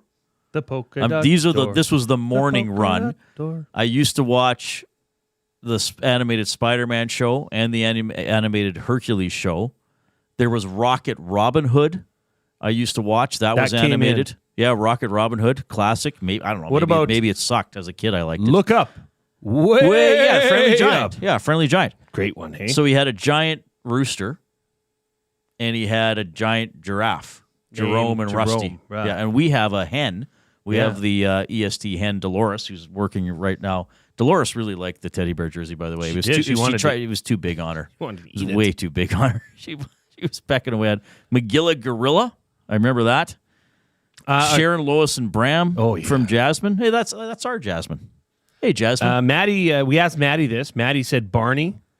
He said some show Recess. I've never heard of Recess. It must be a young I think he's thing. just thinking back to the break he had at school and thought it was a television show. Daddy, go outside. Televise me running around. I'm quite interesting. That's how Matt sounded when he was younger. Yes, he did have I an don't know if you English knew that. accent, Yes, yes. yes. Mrs. Perkins, my ruler appears to be broken. May I get a new one? It would appear as though I flipped my pants. Is he still here? No. And he said the price is right, but he wanted to That's not a clarify childhood the show. Bob Barker price is right. He wanted all the heat. Oh, not Drew Carey. No. Okay. The OG. We'll do favorite game show some other day. Sure. 780-218-9999. Nasty chat on YouTube. The William Huff off-topic topic. Your favorite childhood show. Again, the inspiration for this was Kirill Kaprizov playing for the Wild tonight, which made Jay think of Cyril Sneer from the Raccoons, which was a show Jay liked when he was a younger Jay Milne. So that's how we get the off-topic topics. You got to go through a few stations along the no track. ageism here, Reed. I'd still watch it today. Oh, good. Inspector Gadget, too. Waddy in Cloverdale said, I used to watch Inspector Gadget every day. That's fantastic. That's getting, yeah. There's actually too many to read all of them, but you can participate amongst yourselves in the nasty chat as well, which is pretty fun. Because there's some names coming into the nasty chat that I have not seen post before, so that's pretty cool. Popcorn Playhouse. Well, that's from Larry Gazzola. He must be related to Tom. Or is Tom's last name is Gonzola? Sorry, can't be relations. we were showing that to a couple people at the rink today. All right, 780-218-9999. It is time for Buying or Selling, presented by our buddy Damon Bunting, a consistent top-producing realtor in Greater Edmonton and among Western Canadian RE/MAX realtors. He and his team would love to help you find that right home or make the move from your current home. Community-driven, he understands what it takes to make a difference in our city. Check him out, DamonBunting.com, or the IG handle, Damon Bunting Real Estate. I'm going to throw one at you, Jay. So, Connor McDavid wears 97, born in 97. Kaprizov wears 97. Nugent Hopkins wears 93, born in 93. Connor Bedard wears 98. Wasn't born in 98, but he picked a high number. Crosby, 87, born on August 7th, 87, 87. A few years ago, Jesse Puljujärvi decided to wear number 98. It did not go over well with some fans, because I remember it was a topic on on Inside Sports. Jim Matheson, Hall of Fame writer, especially slammed him wearing 98 because it put him in there between McDavid and Gretzky for the numbers, and then eventually Puljujärvi changed to 13. Are you buying or selling? And the Ottawa Senators did this earlier in their carnation. Buying or selling, a coach or GM comes in and says nobody wears a number higher than 35. Selling. Get out of here. Who cares? It's a number. And honestly, I can honestly say, Reid, I did not know that about Puljujärvi Crosby with the 98. Oh, you don't remember the 98 No. thing? Oh, and yeah. I remember that well. Shame on people for criticizing him. Who cares? It's a number. A lot of these things they're attached to since they're little. Right? I mean, I wore number 8 because Tracy Ham wore number 8. Mm-hmm. So who cares? But Chris Hardy football, wore you number need 8, all the numbers because there's so many players. You don't And need s- all, but and certain yeah. positions wear And certain numbers. Positions Though I you know have they've to. loosened that up in the They NFL, haven't they? They have. But yeah, I'm not numbers. Pick whatever number you. But don't you think? Like, to me, it wasn't a huge deal, but I did think Puljujärvi wearing number 8, number 98 was a little much. So Gretzky wore 99. McDavid's wearing 97. Well, why did Puljujärvi wear it before? Why did he didn't be like, oh, I'm going to wear 98 because one day I'll go down as the second greatest Oiler. No, it's probably a number he had worn his whole career. Well, or his that's junior career. his birth year too, right? Okay, then God bless you, Jesse. Do what you feel is right. Big Slam Nasty. Remember Ho-Sang taking 66 on the Islanders? Yes, I would do that. I do remember that. Yeah, he thought he was a very good player. For a basketball player now to wear 23, you gotta have big balls. I'm sorry. On any team? On any team. I don't care who you are. You better be a good ball player. If you're gonna have the nerves to wear 66 or 87 or 97, you better be good. There's a lot of pressure behind that number. Nobody wears 99. Nobody would dare. Well, 99 is retired by the league. Okay, but Right. let's say it wasn't. Nobody would wear that. They wouldn't touch that with a 10-foot pole. Right. Just because there's a level, a standard behind that jersey number. The rest, who cares? Now, goalies are different. Because there's, they can only have certain numbers. Is that not right? No, a goalie can wear whatever he wants. goalie can- Koskinen wore 19. It's just the tradition was, the goalie was either the lowest number or the highest number. Hence, they'd be 1 in 35 or 1 in 30 or 1 in 31. Mex with a great message. I agree with Jay, unless you wear something like pi, because that's irrational. That's pretty good. I don't think decimal points would be allowed. No, you couldn't wear decimal points.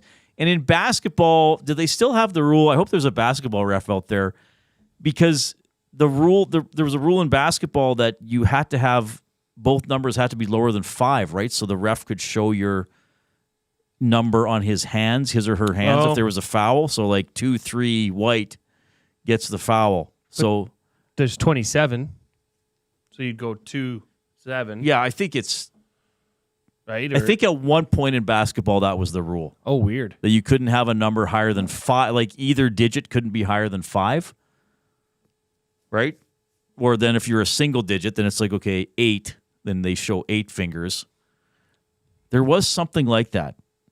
But I don't know if they have that anymore. But I think there was a point in basketball where everybody was, well, probably a lot of basketball teams would just be 1 through 12, too, initially. The NBA allows players to wear numbers from 0 to 99, but numbers 6 through 9 are less common than 0 through 5. This is because most players tend to keep the numbers they wore in college. Okay, so what's the college rules? Do they have to have numbers less than 5? That's what I'm saying. Because the refs show the foul on the fingers when they go to the scorer's bench, right? So fouls on 1-4.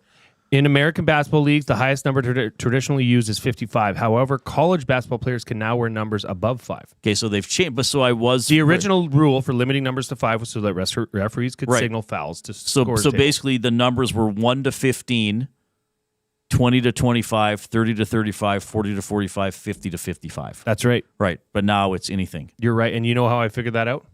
AI. This Chat GPT. Matt Hyman says, yes, Reid, 55 used to be the highest number you could. Thank you, Matt. Thank you for somebody sharing my love for random knowledge. Okay, Reid. That I never thought I would have to bring up at any point. Buying or selling? Yes. From me to you. Okay. Breaking news, Alexander Ovechkin has a broken left fibula. Oh, no. And is expected to be out 4 to 6 weeks, as per the Washington Capitals. He's 27 goals away from Gretzky's all-time scoring record. Does Alexander Ovechkin... Are you buying that or selling that Alexander Ovechkin breaks that record this year? Selling. I've been selling all along, even when he got off onto that hot pace, because I thought he would cool off, and unfortunately... things happen. So he's going to miss 4 to 6 weeks. So he'll have about half the season. So he'll come back, what, mid-January? Early January? Yeah, hopefully early January. So he'll probably have a little less than half the season to get there. Now, he's been on a pace to do it, but I'm going to sell that he does it. I think it'd be cool if he did do it, but if you're asking me to have an opinion on it, buying or selling, I'm going to sell. Sorry, Capitals fans.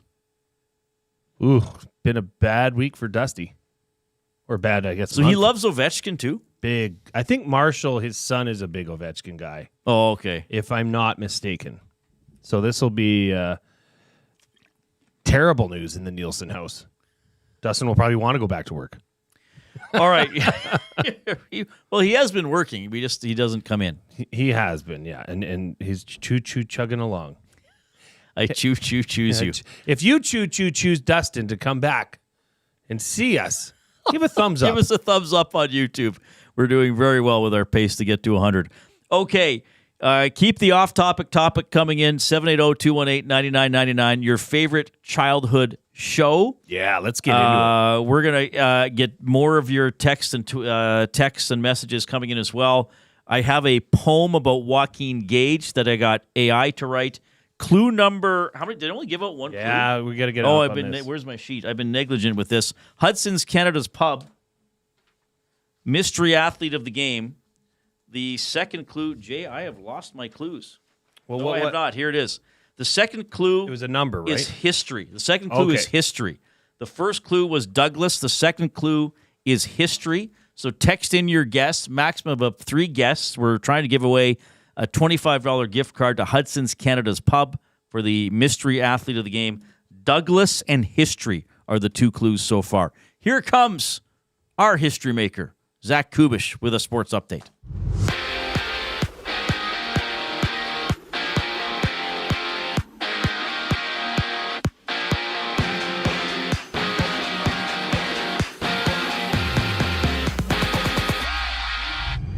The injury bug has hit the Edmonton Oilers. Viktor Arvidsson goes to the IR while Zach Hyman is out 4 to 7 days, with Josh Brown and Drake Cagguila being recalled from the Bakersfield Condors. And it's Kasperi Kapanen making his Oilers debut tonight when they take on the Minnesota Wild. You can tune in to the GCL Diesel Oil Stream pregame show at 6 o'clock with Tom Gazzola live on location at Hudson's Canada's Pub on White Ave.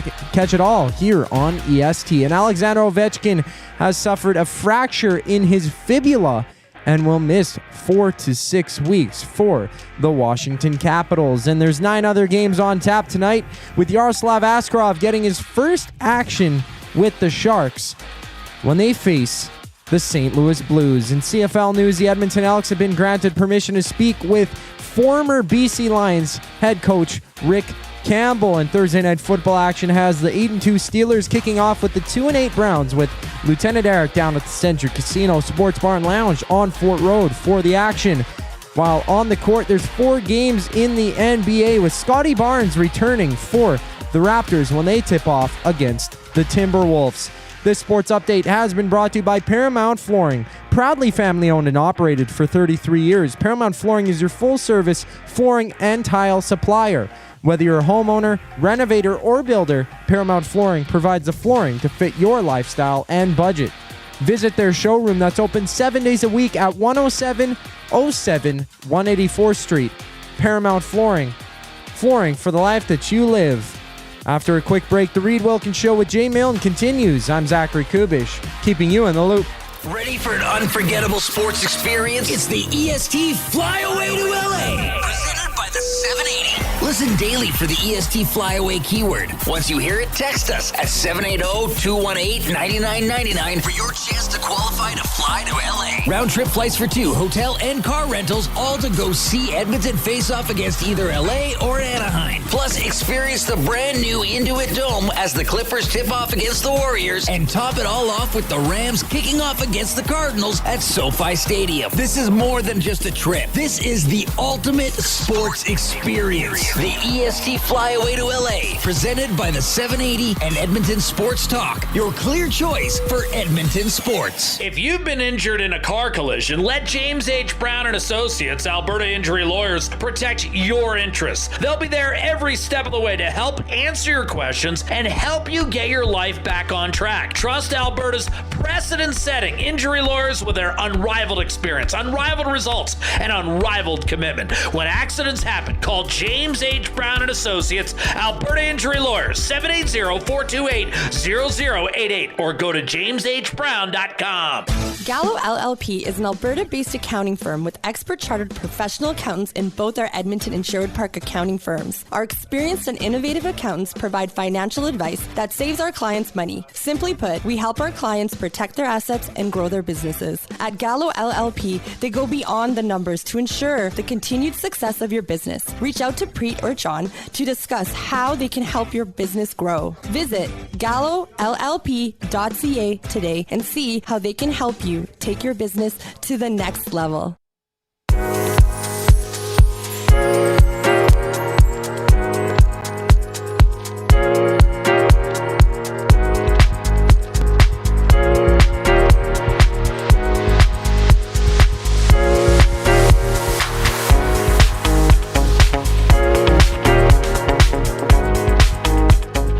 Well, hello, you beautiful people. Hope you're having a great afternoon. Hope you're staying warm and the snow clearing has gone well.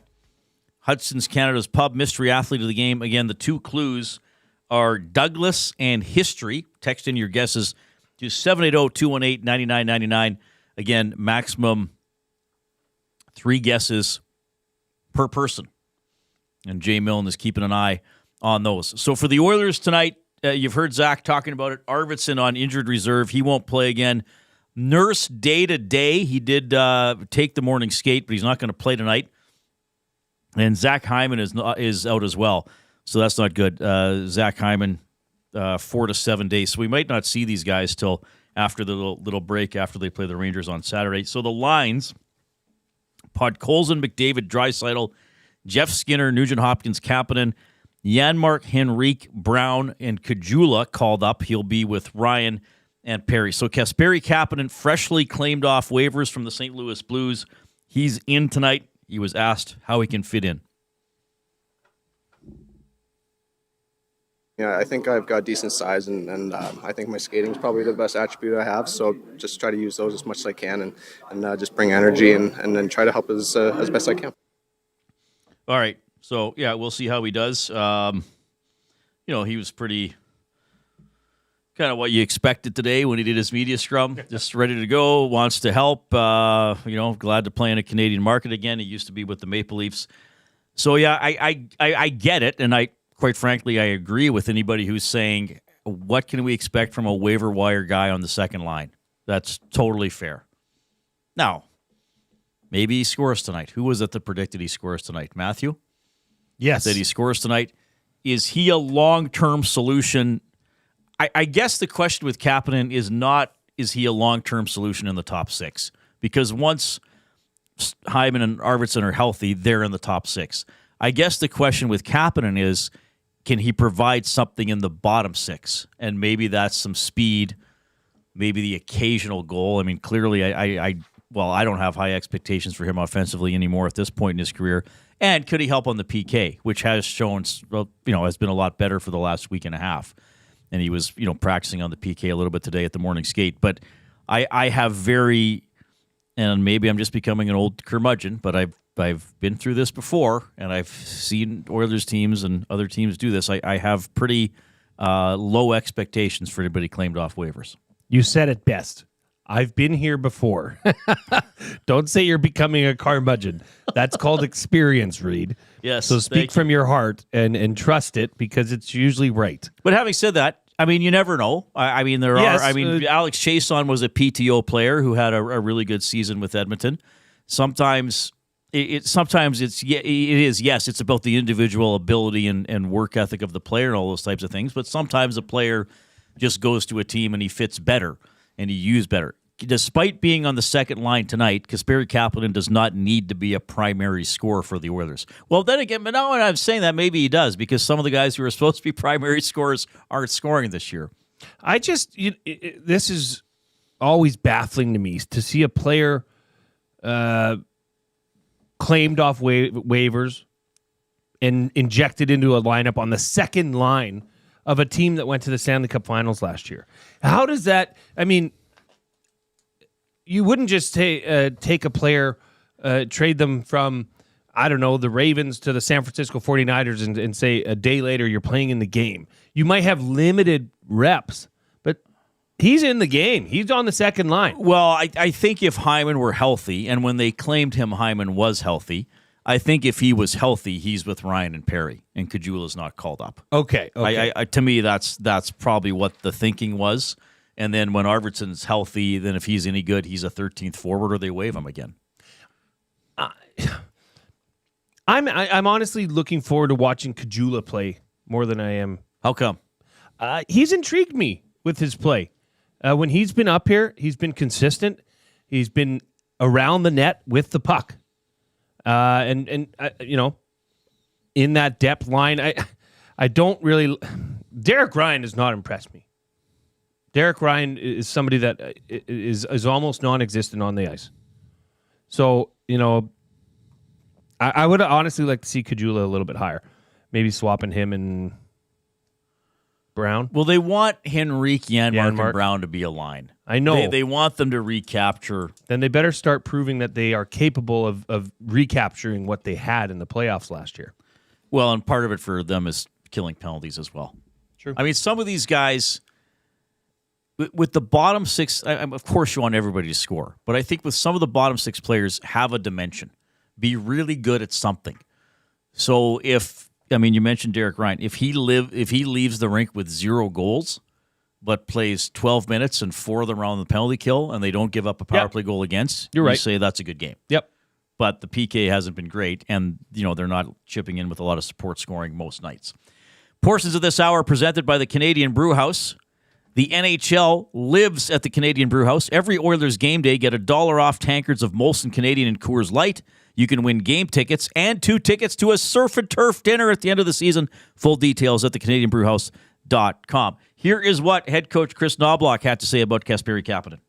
There's somebody that we were interested in looking at possibly signing this summer. So I was actually a little familiar watching him play, and I like a lot of his game. I think he is responsible defensively. I think something that he'll add to our team a lot is his speed. He is a big body.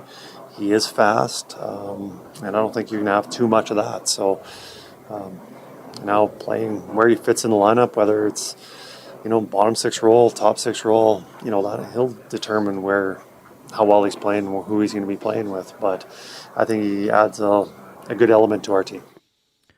So he mentioned the speed with Kapanen. That could help. I know at some point we have to stop talking about last year, but I mean, the comparisons are inevitable. The Oilers are not as fast as they were last year with no Fogle, no McLeod, no Holloway. We could deeper get into what those players did or didn't do, but they are not as fast. So if Kapanen can at least push the pace and get in on the forecheck and be good enough with the puck to keep plays alive, then maybe he has a chance to stick around. Now, again, long term, I don't see him in the top 6. I think he's there tonight because Hyman's hurt. Well, I know he's there tonight because Hyman's hurt. So, some thoughts there. Sorry, go ahead, Jay. Well, let me just get to something here.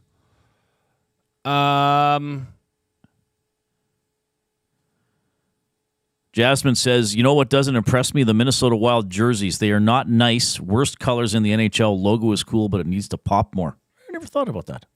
I'm looking at their away jerseys right here, and the logo of that, whatever it is, a bobcat or It's like an animal with the wilderness in its head. It's beautiful logo. Yeah, it's a good logo. That is one of the nicest logos. But is it because, Max Bezozu says Christmas color scheme is always bad. Is that why? The Devils used to be the Christmas trees. Oh, yeah. But they own that. They took it to the limit. Yes. By the way, we're meandering here a little bit. I do want to get back to more on Lovelock. Too.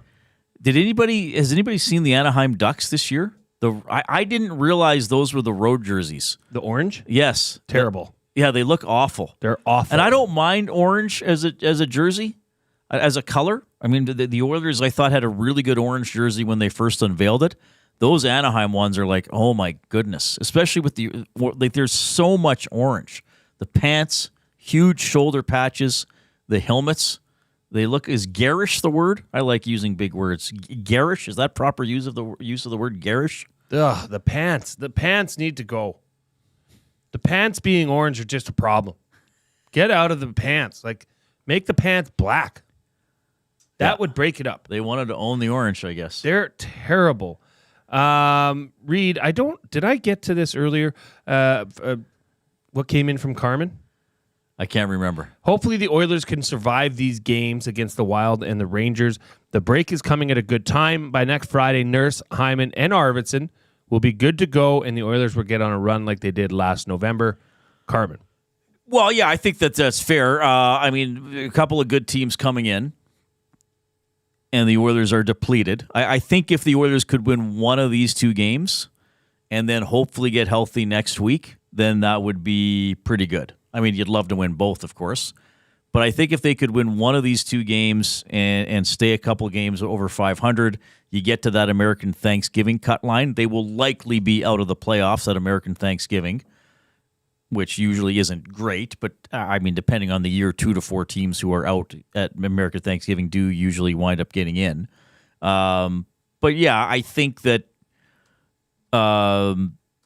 there's as underwhelming as the performance has been and somewhat disappointing and the record as well, they're right in the thick of it within the division. It's not as if they got to make up 12. I mean, weren't they 16 points behind Vegas at one point last year? Might have even been 19, and they finished ahead of Vegas in the standings and almost caught up to Vancouver.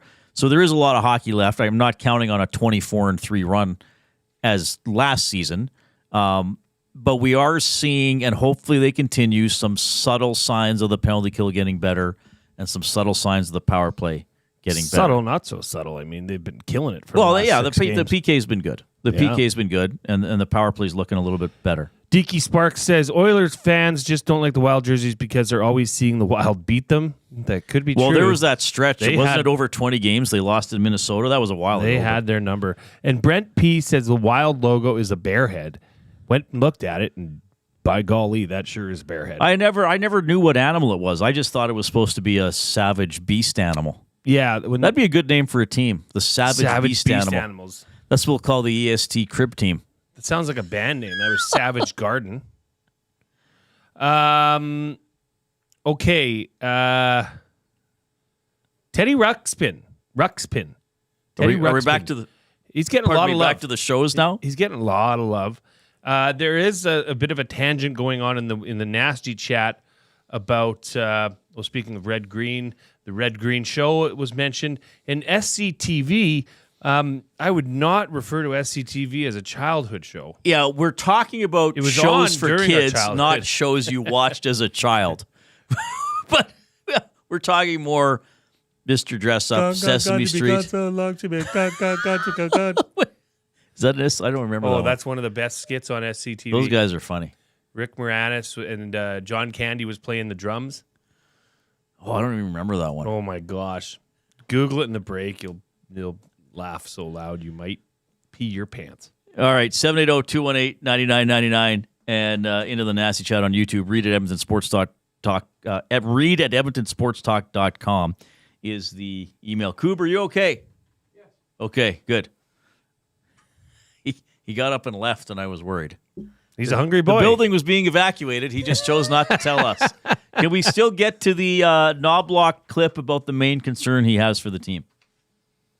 Main concern is just finishing. I think we've been creating a lot of scoring chances, and you can look, every team creates their different scoring chances differently, whether it's point shots, presence, line rush for. But a lot of the offensive metrics, we're very high, and probably the biggest telling metric on creating scoring chances are how many shot attempts are you getting from the slot. And we are among the leading top 3 for sure in almost every category. So my biggest concern is making the plays. I think overall 5-on-5 we've been playing really well. Again, I think our special teams need to improve. I think they've been coming along. Penalty kills had a few games of not giving up a goal. Power plays looking sharper since Connor's come back. That's a big part of winning and losing games, is that power play penalty kill battle. So that's, I think, what the texter earlier in the show was referring to. That person must have listened to the pregame earlier today, because we had somebody say, Knobloch, quit talking about scoring chances. You're either scoring goals or you're not. So Knobloch's point is, look, we get dangerous shots. And if we keep getting those dangerous shots, logic would indicate that you're going to score goals. But the audience member said, and I get it, okay, whatever, they're not going in. We have some people who should finish chances that now for a quarter of a season can't. Maybe they can't. Maybe that's where they are at this point in their career. I think with at least a couple guys, more pucks are going to start going in. Hyman being case number 1 once he's back and healthy. What do you think, Jay? Does that mean anything to you now, a quarter of the season in, that we're still talking about usually out shooting teams, usually out chancing teams? But, I mean, they're 10-8-2, so they've only won half their games. I was worried about this an eighth of the way through the season, because it just takes these games that now this is no longer, this will come around, this will come around. This is the team. This is the team. Stats show it. Numbers show it. This is the 2024-25 Edmonton Oilers. They're not scoring goals. They will not score goals at a massive, heightened clip as opposed to what they're doing now. This is them. So does that worry? No, because I still think that they can win scoring at this pace. Well, I mean, Draisaitl's having an incredible season. McDavid seems to be secondary scoring up. is what's killing them, That's right? the thing. And there were, I would still say there are a couple guys that are kind of primary scorers, Nugent Hopkins and Hyman that aren't. Now I know Hyman's out, but like who knows? Maybe Nuge can make it. You never know. One good game on the power play, 2 for 2 with his new best friend. But right now, if you just said list the 3 Oilers most likely to score a goal, I would say Draisaitl, McDavid, and I would put Bouchard third. That's fair. Was that different? Was that different? Much different last year? Well, I guess you'd have to say Hyman. You'd have had to say Hyman last year. We're in the James H. Brown studio. James H. Brown Personal Injury Law Firm, the heavy hitters of injury law. With over 200 years of experience, James H. Brown will get you the settlement you deserve. JamesHBrown.com, the website. Book your private consultation today. All right, more on tonight's game, and we'll get to a very fun... Should we give out another clue? Oh, yes. Another clue is 783. 783. In the Hudson's Canada's Pub Mystery Athlete of the Game. Text in your guess to 780-218-9999. The clues are Douglas, History, and 783. Zachary Kubish, Sports Update.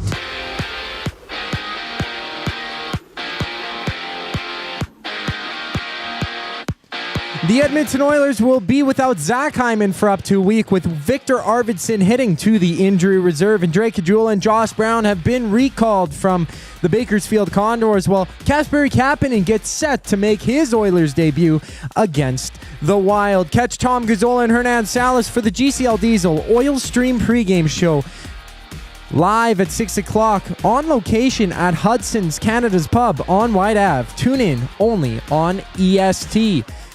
Alexander Ovechkin will miss 4 to 6 weeks for the Capitals, being sidelined with a fractured fibula. Ovechkin suffered the injury on Monday after having a knee-on-knee collision with Utah's Jack McBain. And elsewhere, it's the Flames and Rangers for one of 10 games in the NHL. Thursday night football action has the Browns going at it with the Steelers, where you can join Lieutenant Eric at the Century Casino Sports Bar and Lounge on Fort Road for the action. And in baseball, Aaron Judge of the Yankees has won the American League MVP for the second time in 3 years. While on the court, Scotty Barnes makes his return for the Raptors when they tip off against the Timberwolves on a 4-game NBA slate. This sports update is brought to you by Sit and Sleep, where you can save big with their Black Friday sale. Get a queen-size Euro-top mattress with patented non-flip pocket coils, gel memory foam, and 5 comfort zones slashed down to half price for only $3.99. Find great deals like this and more for the rest of the month at Sit and Sleep. Shop Black Friday sales now at Sit and Sleep. You can find them in South Edmonton Common, next to Planet Fitness. The Reid Wilkins Show returns after the break. I'm Zachary Kubish, keeping you in the loop. Conveniently located 10 minutes west of St. Albert, Wheeler's RV Storage will provide you with safe, secure storage for your RV, boat, or whatever you need to store. Open 7 days a week with gated keypad access and extra large stalls. Now is the time to take advantage of their limited time offer. Buy 6 months and get 1 month free. Now's the time to go to WheelersRVStorage.com. That's Wheeler's RV Storage. Safe, secure storage. Visit them today at WheelersRVStorage.com. 780 is just another lame-ass, low-budget local shop. Homegrown right here in Edmonton. 780 is both the shop name and their in-house clothing brand that celebrates all things unique to E-Town. They also work with close to 1,000 local vendors from the 780 to help promote and get their brands off the ground. Check them out online at 780.com or at any of their 5 locations at Southgate, Londonderry, Kingsway, St. Albert, and the Outlet Mall by the airport. Food Sausages makes their meat with nothing but the best local ingredients. From chicken, beef, and pork, their gluten-free sausages are packed with flavor. Every single bite. Get a 10% discount when mentioning Edmonton Sports Talk in-store or use the code EST when shopping online at foodsausages.ca. Plus, you get free delivery on orders of $100 or more. Find them at 6736 99th Street. Food Sausages. You can't beat our meat. At Mind 360, we invite you to embark on your mental health journey in a safe and comfortable space. Conveniently located in St. Albert, Mind 360 has a diverse team of experienced clinicians that offer a broad range of tailored services for children, adults, and families. Furthermore, we are very proud to serve our military, veterans, and first responders. If you're looking for counseling, treatment, or assessment, understand that you are not alone. Contact Mind 360 at mind360.ca to book an appointment today.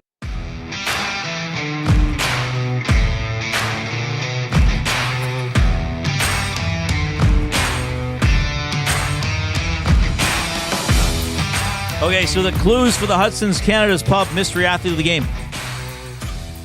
Douglas, History, and 783. We don't have a winner? Do we have anybody guessing at all, Jay? Yep. Are people apathetic? Nope. Nothing right, though. Nothing right. All right, I think the next... Well, I won't say anything. I don't want to say too much. Oilers and Wild at 7 at Rogers Place. I'll be heading straight to the old rink right after the show. Tom Gazzola and Hernan Salas will have the Oil Stream pregame show. Hernan's going to jump in and join us around 20 after 5. You've heard Zach in the updates. The Elks have asked for permission to speak to Rick Campbell about their head coaching position. Is that the guy? Are you already anointing him the coach? Oh, yeah. They've asked to speak to Maksimic as well, Jordan Maksimic from the Lions coaching staff. Too. That's because that's his OC. Well, you think that's going to be... Yes. They'll be together again? Yes. We're going to poach from the Lions? Now, that being said, let me just pull it up here. Hernan suggested this to me. I thought he said Dave Naylor, but that's not what I'm finding here. Somebody has said that the Mark Killam name keeps coming up. To come to the Elks? Yes. As head coach? Or as a special teams coordinator or some kind of coordinator? TBD, brah. All right. TBD, brah. Thank you. I did not expect to hear that today. If you're watching us on YouTube, hit that thumbs up button. Give your grandma a call. Tell her to hit that thumbs up as well. We're getting close to reaching our daily goal of 100, which is pretty cool. Ace 96 says pods due for a Hattie. I think Ace 96 is having some fun. I He's really overdue for a goal. You know, Zach, we got to get on the soundboard. Anything's possible, because that would be excellent to play. How many sounds can you put on there? I think we got control of 6 before. Oh, that's not very many. 12. Oh, you can. There's page 1 and page 2. Yeah. Yeah. Maybe. Boo, you suck. Oh, thanks. That's the one you pick, eh? All right. Let's go to Reid's top 3 for food sausage. The best sausages you will ever eat. Locally made and packed full of flavor. Order online or visit them in store. 6736 99th Street. Take advantage of their EST discount. That's right, 10% off your order by entering online code EST or mentioning EST in store, such as Dirty Harry buying sausages. I know what you're thinking. Do you? Is he buying 7 sausages or only 6? I got to admit, in all this confusion, I've kind of lost track myself. So you better ask yourself one thing. Edmonton Sports Talk. Free delivery at Edmonton on orders over $100. As Food Sausage says, you can't beat our meat. We love Fuge. All right. You haven't brought us any cooked up any Fuge lately. Actually, Gavin told me to come by because they are doing, what is it, like fancy salamis and such? Oh, neat. Like dry aged. Their stuff's meat. delicious. It's so good. So he told me to come by and pick some up. So maybe not tomorrow. It'll have to be next week. I gotta if I can get my butt out of bed early enough, I'll have to try to go to Brio. Brio. I did not go today. What was it called? A Cruffin. A Cruffin. Yeah, I think do they open at 8 tomorrow or 9? I think it's back to 9 tomorrow. Bring in some Cruffins. I can get you a Cruffin tomorrow. You tart. I'm doing the oil stream tomorrow. Oh, thanks. that's very kind of you. Top 3 naughty names Jay Milne has called me. Number 1, tart. Okay. I thought it was a compliment. I don't think that's a complimentary term. Yeah. All right. Upon further review, I would agree. Do we have any winner yet for the Hudson's Canada's Pub Mystery Athlete of the Game? Are we getting any relevant guesses? No. All right. We'll stick with it. We got plenty of time. So, yes, at the end of the show yesterday, we brought up the new Jaguar logo, the car manufacturer, and a lot of people don't like it or think it's a silly logo. So this inspired us, my top 3 logos that shouldn't have changed. Now, in a couple of these cases, it's going to be the logo that I don't think the team should have changed to. And in a couple of cases, I'm going to say that the logo the team shouldn't have kept.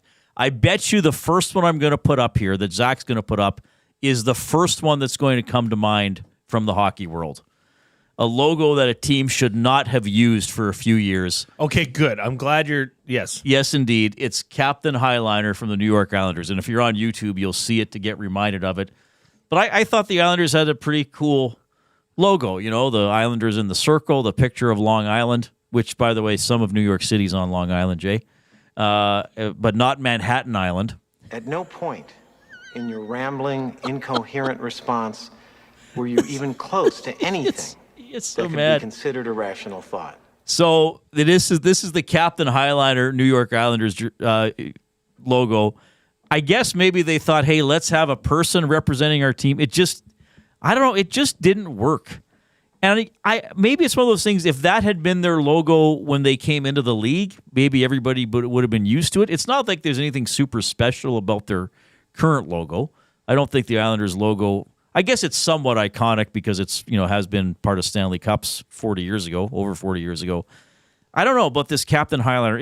It almost looks more like it would be a minor league or a small college logo as opposed to a pro logo. It's just got a weird feel about it. Yeah, it looks like a lacrosse team logo.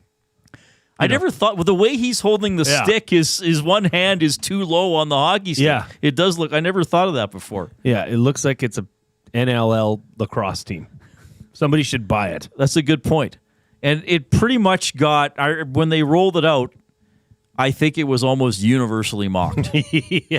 And again, it's not like the other Islanders logo is the fanciest, most clever thing ever devised, ever designed.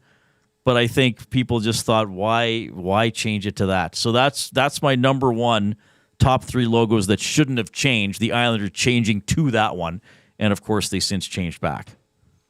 Yeah, I just, and especially the Islanders, like, even though it's boring and it's whatever, it's just the island. That was iconic. You know, that was a marketing team that was trying to outthink something. Right? Can you imagine? That's a good point. Yeah. You know, Simple's better, right? Simple is always best. Yeah. Just tweak it. Well, look at some it. of the think of some of the iconic logos in the world. What the hell is Nike? It's a curved check mark. Yep. Like, how much thinking went into that? Yeah. Amazon almost looks exactly the same. It's a arrow. It's an arrow that looks like a smile, right? Yeah. What's the Coca-Cola logo? It's Coca-Cola in writing. Yeah. Cursive. Remember when the NHL changed the logo a few years ago? They went from the letters going from top left to bottom right to bottom left to top right. Right, major change. You want something people... And now, I guess the Islanders one is fairly simple, but you're right. It's like they overthought it a little bit. And I didn't realize that. He looks more like he might be holding a lacrosse stick. All right. And it looks like a lacrosse net, to be honest. Like, this is a lacrosse, It's a lacrosse logo, and logo. we didn't even know it. It's the Long Island Islanders from the lacrosse team. Yeah. The Victoria Islanders pro lacrosse team. All right. The number 2 logo that shouldn't have changed. For some reason, I always hated this logo. And it's one of the ones the Toronto Blue Jays used when, because they've kind of farted around with their logo a few times over the years. Now they're kind of back to a variation of their classic logo. But Zach's going to put it up. This was early 2000s, about 20 years ago. And it was the Blue Jay bird head sticking out of the word Jays. And I believe this was also the era where they went to these really gray uniforms and got rid of a lot of blue on it. I just think that it's both boring and messy at the same time to me. And just the old bird head was so cool. Now, for a while, they did have that muscular bird coming out from behind the tee, and I think that was a case of them trying to, let's macho up the bird. No, just give me the classic bird head that you've had since 70 whatever when you came into the league. I probably a lot of people won't be with me on this one, but I hated this Blue Jays logo. I despise it. The only positive is that it reminds me of Roy Halladay. Yeah. Right? But it's not even a logo. To me, it would have been, they should have just left off the bird head then and just had Jays. Still would have been boring. It reminds me more of the Creighton Blue Jays as opposed to the Toronto You know what Blue that Jays. looks like? It looks like it could be a pub called Blue Jays. Yeah. There'd be a good logo for a pub called Blue Jays. Oh, yeah. Yeah, Jay's Diner. Blue Jays Diner. Terrible. Where you come to drown your sorrows. So that's my number 2 logo that shouldn't have changed. So in these 2 cases, we're showing the logo that they shouldn't have changed to. And the beak shape, Reid, on that should be noted as well. Fairly aggressive stance on that beak, as opposed to the traditional Blue Jay beak, which was more round tipped, as opposed to more of a eagle beak. Yeah, that's bad. Just stop. Okay, and so my 3rd logo though is one that should not have been changed. That the team should have kept this, and I had to have a local one, and it's the Edmonton Trappers. So if you're not on YouTube, it's the guy dressed as a trapper in the big, what is that? The beaver pelt hat. Is that what it's called? Yep. Yep. And he's kind of down like a catcher, and he's got the big mitt because he's ready to trap the baseball, and he's dressed like a trapper.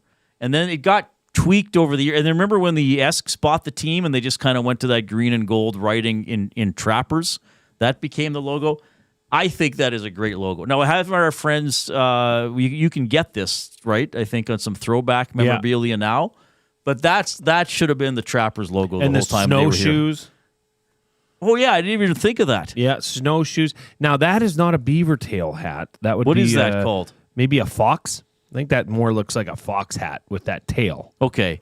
But it's some sort of winter attire that's been made from the pelt of an animal. Beautiful. That's Jay's like, I think so. I'm just admiring the logo. It's fantastic. That's a great logo. Now, it's not as simple. It's one of those you got to look at, but it's still recognizable. It's like, oh, it's the Trapper dude. It could have used one more color. right? Yeah, fair enough. Like that, having his shirt and his beard and the foxtail all match with the same red. Could have strived for a bit more there. Sorry. That's my only one. I think that was better than some of the logos they went to for our AAA baseball team. A raccoon hat. Yes. Is that what it is? Corey B. and Big hat? Uke. Yeah. Oh, there we go. That's funny. Hey, Coyote Steve makes a great point. And this is one I thought maybe was be brought up because this has always confused me. Was the Montreal Expos logo. They never changed it, though, did they? No, but it's an EMB, Expos de Montreal Baseball. Very, very hard to understand that. But distinct, though. You know what it is when you're looking at it. Everybody growing up thought that was Elb. Oh, I didn't. Oh, yeah. I thought it was kind of a... Because it also can look like just an M, but then you can also look at it as Expos de Montreal Baseball. Elb. Okay, Zach's going to pull this up. Are you going to get Zach's going to get it, and you look at it as if it's saying Elb. No, I understand that. I don't know. I just love the Expos so much as a kid. Do you? Do you, punk? Do you, punk? Here it is. The Montreal Elb. Oh, yeah. I guess I never thought of that. I thought this was Elb for a long time. It's an E, an M, and a B all mixed together. And what's the so Expos? Expos de Montreal Baseball. De Montreal Baseball. Right. Yeah. Just like the H in the Montreal Canadiens logo does not stand for Habitant. It stands for Hockey, Club de Hockey Canadien. That is, you got to wonder who came up with that Expos logo and what psychedelics we they could were probably on. Well, it was the late 60s. Uh-huh. Oh, I know. Hey, man. Look at this. It's EMB and it's also an M. Dude. Look at this. This is Do you great. think this is going to screw with people for decades and decades? We are getting some love for that Trappers logo, which I'm glad to hear. Trappers were fun to have in town. 780-218-9999 to get into the EST inbox. Should I give clue number 4 and give it away? No, we're not going to do clue number 4. We're going to do the flyaway. We'll do the flyaway first, and then we'll wrap up the clues in the last hour. Right? Because I had the flyaway here. There it is. It is time for the EST Flyaway to LA presented by the 780. I'm going to give you a keyword right away to text in to qualify to win a trip to LA from December 26th to the 30th. Flight for 2, hotel rental car. You'll see the Clippers play the Warriors. You'll see the Rams play the Cardinals. You'll see our beloved NHL team play a road game as well. All presented by the 780, a homegrown local shop right here in Edmonton. 780, both the shop name and their in-house clothing brand that celebrates all things unique to E-Town. They also work with close to 100 local vendors from the 780 area code to help promote and get their brands off the ground. Online, 780.com. That's the word 7, number 80.com. 5 locations, Southgate, Londonderry, Kingsway, St. Albert, and the Outlet Mall by the airport. Keyword is Skinner. Keyword is Skinner. Hernan Salas coming up. We'll keep giving the clues for the mystery athlete of the game as well. We got a break, and then we got a sports update. Get all the latest news and takes on everything Oilers with Dustin Nielsen and Tom Gazzola on the Oil Stream. Live at noon, Monday, Wednesday, and Fridays. Only on EdmontonSportsTalk.com. Book your holiday party at the CBH today. The Canadian Brewhouse is your ultimate destination for events, parties, fundraisers, and more. 'Tis the season to celebrate. Visit and book now in-store or at thecanadianbrewhouse.com. Since 1952, William Huff has been the heartbeat of Edmonton's advertising world. From humble beginnings to a citywide powerhouse, we've been the go-to for signage from print to design and installation. Partnering with Edmonton's top sports franchises and major events, we've helped shape the city's global reputation. Our secret? Unmatched customer service, decades of experience, and a passion for excellence we called the William Huff Advantage. Visit us online at williamhuff.com. You've always known GCL Diesel as the experts in diesel fuel systems, but did you know that GCL is also your source for turbochargers and turbo repair? As a turbo supplier for Garrett, Borg Warner, and Holset, GCL can provide genuine original equipment turbos at wholesale prices.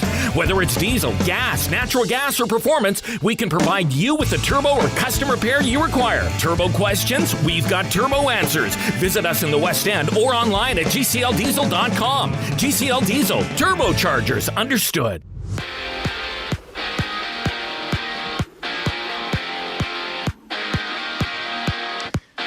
Viktor Arvidsson hits the IR, and Zach Hyman is set to miss up to a week for the Oilers, with Josh Brown and Drake Cagguila being recalled from the Bakersfield Condors. And it's Kasperi Kapanen getting set for his Oilers debut when they host the Minnesota Wild. And you can join Tom Gazzola live on location at Hudson's, Canada's Pub on White Ave for the GCL Diesel Oil Stream pregame show, which airs at 6 only on EST. And the Washington Capitals will miss their captain, Alex Ovechkin, for 4 to 6 weeks with a fractured fibula.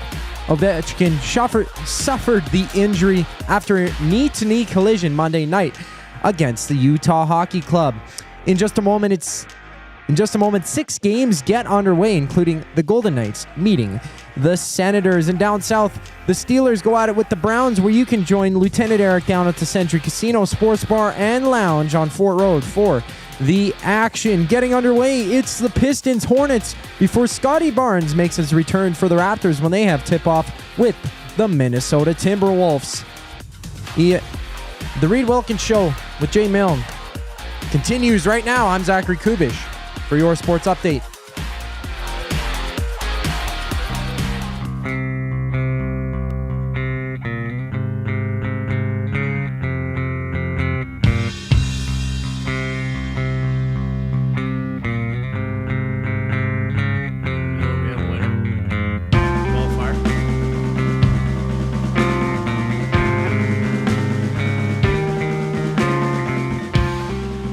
All right, 4 minutes after 5.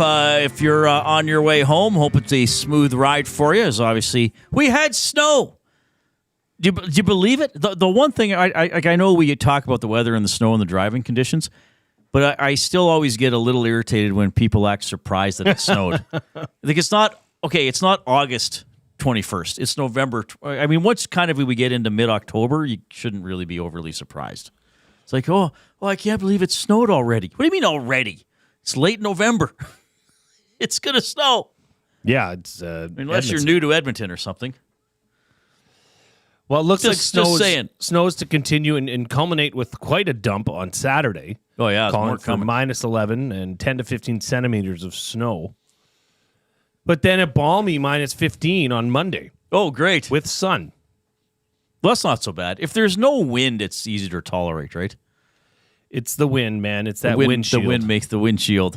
Was that as a lad you thought it was windshield? As a young lad, I screwed it up. Not until 2 years ago. Definitely or anything not. like that. I was talking about yesterday, Oilers and Wild at 7, by the way. We'll have our pregame show at 6. Hernan Salas is going to join us in about 15 minutes for some fun banter and to preview the game. So I was talking about yesterday how I've been fooling around with AI trying to make a CFL schedule to varying, unsuccessfully, I guess, because you really have to spoon feed it. But I did put into the Chat GPT the other day, can you write me a poem about Joaquin Gage? Now, sorry. Let me just ask you, when putting in Joaquin Gage, are you automatically assuming that AI will know that Joaquin Gage, former I just said Joaquin Gage. But in your mind, I'm assuming that he's the most famous Joaquin Gage to ever have lived. Okay. Ode to Joaquin Gage by Chat GPT. In the crease where legends are made stood a warrior named Joaquin Gage. With pads of courage and gloves of flair, he faced the pucks with a fearless stare. Born to skate and built to dream, a guardian of the hockey team. Through icy battles his spirit soared, a netminder's heart forever adored. From the roars of fans to the silent rink, he taught us all to fight, to think. That's even when the odds seemed steep. A goalie's grit runs wide and deep. Though seasons pass and glory fades, the echoes remain of Joaquin Gage. For in the hearts of those who've seen, he's more than a player, he's evergreen. Isn't that something? That's pretty good. That's actually scary. I emailed that to Joaquin. He liked it. I said, can I read this on the show? He said, absolutely. That's fun. Okay, so this has got to continue. You're not stopping at Joaquin Gage. For today, I am. For today, you are, absolutely. But well, it's not me that's stopping. I just get ChatGPT to do it. Because it's clearly, combing the internet and coming up with something about Joaquin. This has to be done for Dustin. This has to be done for Maddie. This has to be done for Hernan, yourself. I got a ChatGPT to write a letter of complaint about Matthew Iwanek. Yes, that was. I'm not going to read that one. Who do we have? The Wolf. The Wolf is the qualifier for the EST Flyaway to LA presented by the 780. The Wolf, how are you doing? Oh, very well. Excellent. I thought you were going to do the whole segment in wolf tones and we'd have to translate. Yeah, do it. Well, not everyone can understand the wolf lingo, but if you ever go golfing with me, so far YouTube Trev is the only one that could probably understand that. Oh, do you know YouTube Trev? He was in my group this year. It was a good time. Oh, cool. Okay. Well, thanks for listening to the show. Have you ever been to Los Angeles for a sporting event or anything else? Never. Oh, you might go for the first time. There's going to be NBA, NFL, and NHL. Which game would you be most interested in seeing? I would have to say probably an NFL. That's I haven't been to an NFL game yet. Oh, good. So probably that one. Are you a Rams or Cardinals fan? I'm a Broncos fan. Oh, big game tonight. No, sorry, I'm thinking Browns. Never mind. Broncos. Today's Browns Steelers. Broncos are the Jack Michaels Bowl. Doing some things. Yeah. Hey, our off-topic topic today was your favorite childhood show. We've had lots of suggestions. What was yours? Favorite childhood show? I'd say probably Recess or original X-Men. Oh, nice. Okay, cool. All right. Well, The Wolf, thanks for listening to Edmonton Sports Talk. You've qualified for the Flyaway to LA presented by the 780. Be listening on the 29th to the Nielsen Show. We're going to give the trip away. Really appreciate it. Awesome. Thanks. Have a great night, guys. Okay, that is The Wolf checking in. Before we get to our afternoon debate, I will give the fourth and penultimate clue in our Hudson's Canada's Pub Mystery Athlete of the Game. Okay? So the clues so far: Douglas, history, 783. The fourth clue is head. All right? Jay's smirking to himself because he suggested this athlete, and then I had to come up with the clues for it. Nobody's got it yet, eh? Somebody. Well, okay, here's the thing I will say. If nobody gets it, I don't know when we'll give out the next clue. It'll go. You think it'll go now? Well, maybe not now. The fifth clue will give it away. So if nobody gets it on this fourth clue, when we give out the fifth clue, you better have your typing fingers ready to text in, because that will be a giveaway clue. Douglas, history, 783, and head, as in part of the body, head. No secret there, no tricky spelling, head. Somebody's got to get it now. Somebody's got to get it. You know what's coming in hot now, and I've seen it several times. Joelle said it earlier. Fraggle Rock. Oh, that was a fun show. That was a little... Worries for another day. Down at Fraggle Rock. Was that the one there was a talking garbage pile or leaf pile or something like that? That was the Oracle? Maybe that was a dream I had. Oh, we got a winner. We got a winner! Okay, so the fifth clue would have been shoulders. Douglas, history, 783, head and shoulders. Of course, it's Troy Polamalu, legendary safety for the Pittsburgh Steelers, who do have a game tonight. Somebody said, so is this related to the Oilers in the Wild? Could be. You did say could it was be another game. Could be nothing. Earlier this week, Ed Hervey was the mystery athlete. So here's how this worked for Polamalu. He went to Douglas High School in Winston, Oregon. History. He has a history degree from USC. He actually went back and got it while he was a player. 7'8", his total number of tackles in the National Football League, head and shoulders. I think that's Tiny Troy. It's Tiny Troy. Getting rid of your dandruff and lice. So well, maybe not the lice. I believe this is... He hits lice like he used to hit receivers. I think this is now, second. Anyways, congrats go to Rob from the Grove, who is always the one that... Is he won more than once? He has. Well, he's good. He's the one that always lets us know which show it is, number-wise. He's always in early. Oh, right.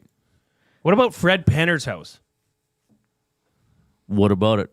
Kids show. Oh, I thought we were going there. I'd love to go to that set and climb through that tree trunk. Remember he'd come through the tree trunk into this play world? I never watched Fred Penner. The Big Uke, sorry. Was it good? Was he good? What did he do? Just talk to kids? Yeah. Sang songs? He'd lure kids in through a tree trunk into a private play that sounds place. awesome. Hey, kids, come into my tree. Yeah. Come with me through this tree. The Big Uke has his limerick. He's emailed it to Reid at EdmontonSportsTalk.com. Oiler injury numbers are starting to rise. Larry, please keep the laser out of your eyes. Waiver claim bump. The Saddle Dome's a dump. Drivers are bad as the white stuff falls from the skies. My goodness, the Uke touching on a variety of things. Well done. Nailing it. Always on topic. We have reached 100 thumbs up on YouTube. Keep it going, everybody. Let's see. I think we got to 122 or 125 the other day. So if you're a pleasure delayer, still get in there. Well, and we're going to have to start setting sights on 150, I think. Yeah, probably. I think we're going to have to start trying to get that to be the new goal. Why don't we do the afternoon debate after Hernan? Sure. We're getting a little tight for and just a reminder, if you have not yet, please subscribe to our Edmonton Sports Talk YouTube channel so that you can get notifications of all the shows and all the clips that come out from guests of ours and stuff that we're putting up on our YouTube channel. Portions of this hour are presented by the Canadian Brewhouse. NFL lives at the Canadian Brewhouse with Thursday Night Football. That's tonight. And your chance to win a trip to an NFL home opener of your choice. $1 off tankards of Bud Light and Budweiser. Details at thecanadianbrewhouse.com. What is it tonight? Browns and Steelers? Yeah. I call that the Jack Michaels Bowl because Jack grew up in Western Pennsylvania, but kind of, I think he might have been closer to Pittsburgh, but Cleveland was fairly close as well. So he cheered for, now the Guardians, and he cheered for the Browns, which, I think Jack is a year older than me, or we're the same age. So in the late 70s, the Pittsburgh Steelers did quite well. Oh, yeah. Cleveland Browns did not. And actually, as we've talked about, you talk about culture and consistency, it's the Steelers. They're right up there in North American pro sports. Yeah. It's one of the greatest franchises. Yep. Cleveland Browns are not. No. Either one. You call that the Jack Michaels Bowl. As the Ravens, they've done okay. I call this a terrible, awful football game. But you think the Steelers are going to crush them? They should. They'll Will they win like 19-3? Something like that. It'll be ugly. Get 4 field goals and a touchdown on a pick 6, and Cleveland will kick a meaningless field goal at some point. Is that the call? Who do the Commanders have this weekend? Dallas. Oh, they'll win that one. They better. They're heavily favored. Seahawks play the Cardinals. Uncle Jesse chimes in and says, speaking of pleasure delayers, your fearless leader has not been in to provide ingredients for us for the past 100 days. I think, you've requested that my mother cook more cookies. Of course, she was the one actually providing those ingredients as part of the bit. That was nice. My mom participated in an ongoing bit on the show. She carried the torch. She did very well. She carried the torch for us, for sure. 780-218-9999. We've done well today. Love you guys jumping in with your favorite childhood shows. We've had so many suggestions. The show Recess came up a lot more than I thought, which is pretty cool. Somebody said Sharon Lois and Bram. That was a popular show. And we were talking about the raccoons. That was the whole inspiration for all this. I kind of wish Norm could come in right now in studio and tell us about these ghost pepper wings that he ate last night. And how Was it hot last they night were. or the night before? I forget. It was I recent. thought it was a but, couple days ago. Man, I'd like to know how the next day was. This is, and Mike the Michigan fan, I don't blame you for wanting to toot this horn. Breaking news out of the U.S. college football landscape. 2025 five-star quarterback Bryce Underwood has flipped his commitment from LSU to Michigan. Oh, that's huge. Or was it the other way? Yeah. So Mike's excited. Yep. The number one recruit in the country has been committed to the Tigers since January. So you're allowed to change. Let's. You know what happened? There was a campaign put together of people with a lot of money that were Michigan people that came together to put this in place to essentially pay this recruit to come to Michigan. Wow. Founder of Barstool Sports, Dave Portnoy being one of them. Oh, really? Yes. All right. Hey, Reid, Andrea says, loving the beard. Oh, Reid. thank you. Oh, quick story from today. Is this why you're reminding me of this? She said that in the net. No, well, thank you, Andrea. I appreciate that. So today I'm at the rink. So my buddy, in air quotes, Slav Kornick from Global. So we're standing outside the dressing room waiting to go in to get interviews. And he walks by me and he goes, "Going with the beard, eh?" And I was like, well, yeah, thanks. Like, what kind of a question is that to somebody? Going with the beard, eh? Yeah, I sure am, Slav. Wow, and Slav's like, that's why he's an ace reporter. He knows what questions to ask. What a gunner. Going with the beard, eh? Wow, that's probing. And just on that same note, Andrea, Davis wrote in matching that, saying, wondering if Jay will grow a beard to match Reid. Will you? Will I? No. Okay. That's a flat out no. I can't grow facial hair that well. I've tried, and I fail. And it's mostly because I can't get to the point, like, here, come here. What are you going to do? See, when I touch your beard, it's soft. Yeah, a little bit, yeah. Mine only gets to that state where it's prickly. And my daughters don't like it. My wife certainly does not like it. They don't like, if you give them a kiss on the cheek, or you're watching a movie and you're all snuggled up there and your face is rubbing, it's not good. Oh, really? So okay. They demand. Well, this is not my first beard, but it's been a few years since I've had one. I've never had one this white before, but that's a sign of age. And I'm glad the occasional person enjoys it. I love it. It's not disgusting to look at on YouTube. If I could do that, I would. I'd try it. It's fun having a beard every now and then. Yeah. It's manly. Why not? Give us a thumbs up on YouTube if you like. There's Tim Allen. Give us a thumbs up on YouTube if you like the beard. Hernan Salas is going to jump in from the Oil Stream pregame show. But first, the Coob.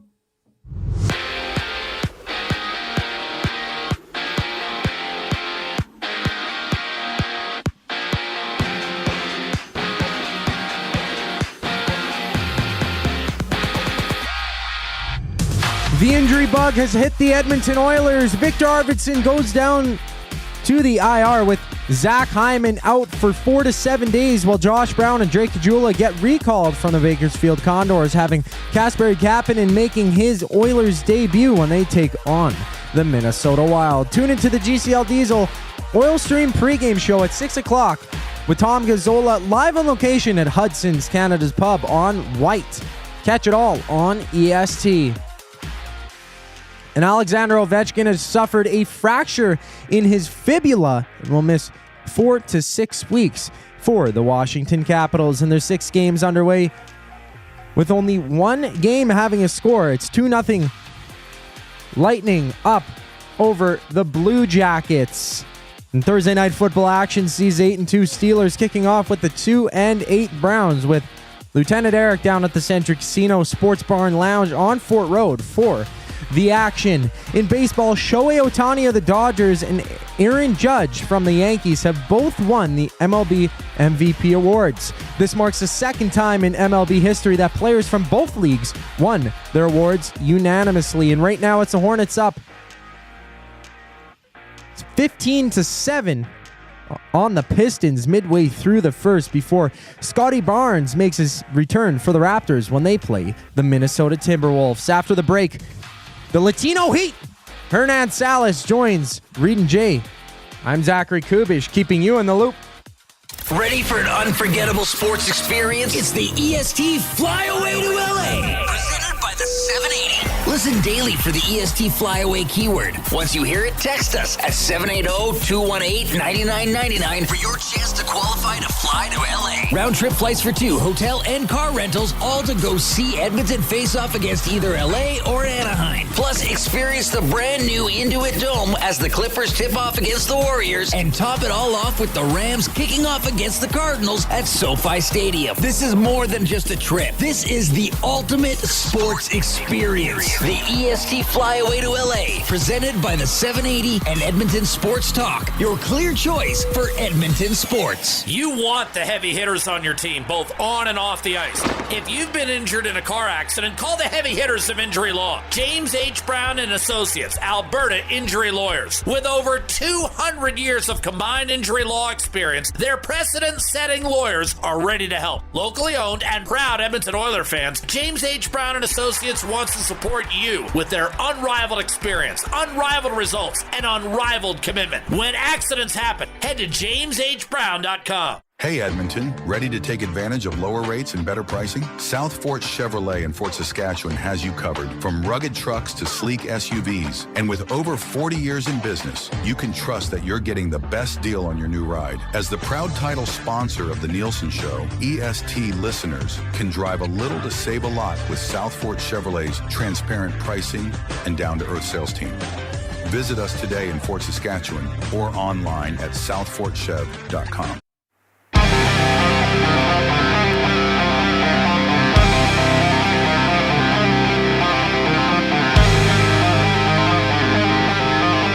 Always great to have a special guest in the James H. Brown studio. James H. Brown Personal Injury Law Firm, the heavy hitters of injury law. With over 200 years of experience, James H. Brown will get you the settlement you deserve.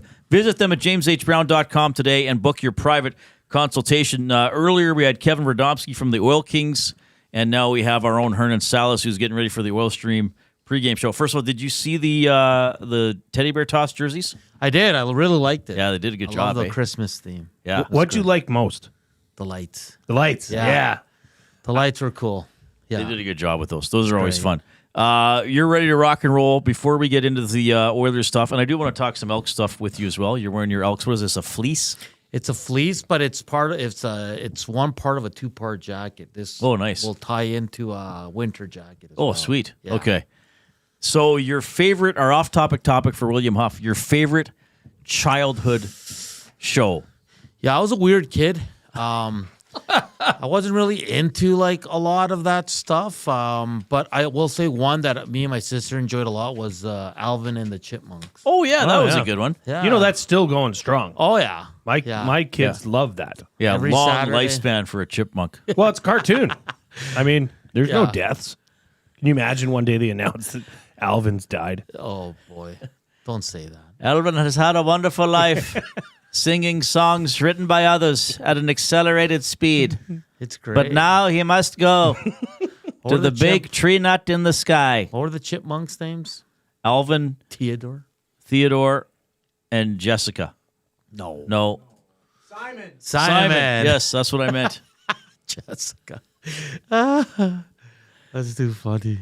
I didn't know they're still on. That's incredible. Oh yeah, there's movies. They don't go anywhere. So what's it like for you discussing the Elks after having freshly worked for them, and now not just discussing them, but I guess more seeing Oh, wow. Like the leaders that were there when I was there, they're getting phased out and new people are coming in. Yeah, it's definitely different. I think during the season, I was more generic in my coverage of the Elks or what I talked about because I felt I was too close to it still, and I didn't want to, be too harsh on anyone, anything like that. But now it's a little bit different because, like you said, new president, new general manager now. I kind of know Ed Hervey a little bit. But yesterday was interesting because there was a lot of players and a lot of the coaching staff was there.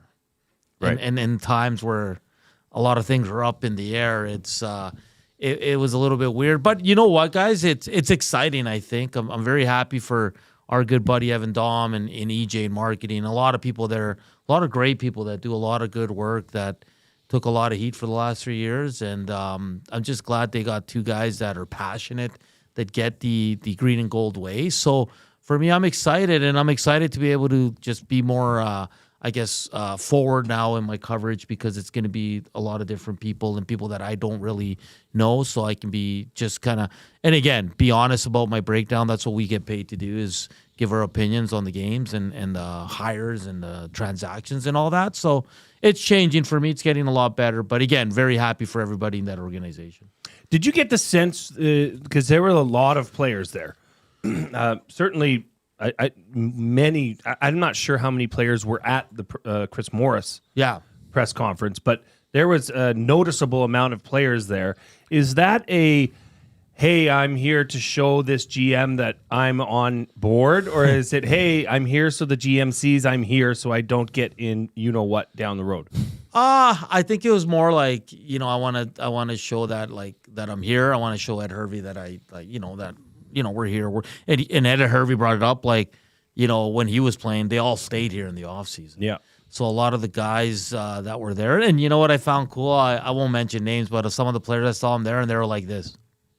When Hervey was talking, feeling it, right? Yeah, okay, they're on I got board. it. Yeah. So that was kind of cool to see, and Ed Hervey, the few times he created a few laughs, players would laugh and all that. So I thought that was pretty cool to see. So yeah, and if you're an athlete, a competitor, which all of those players are, you're gonna like that, and you're gonna want a guy that's fired up like that, of course, and that's gonna set the bar at that height.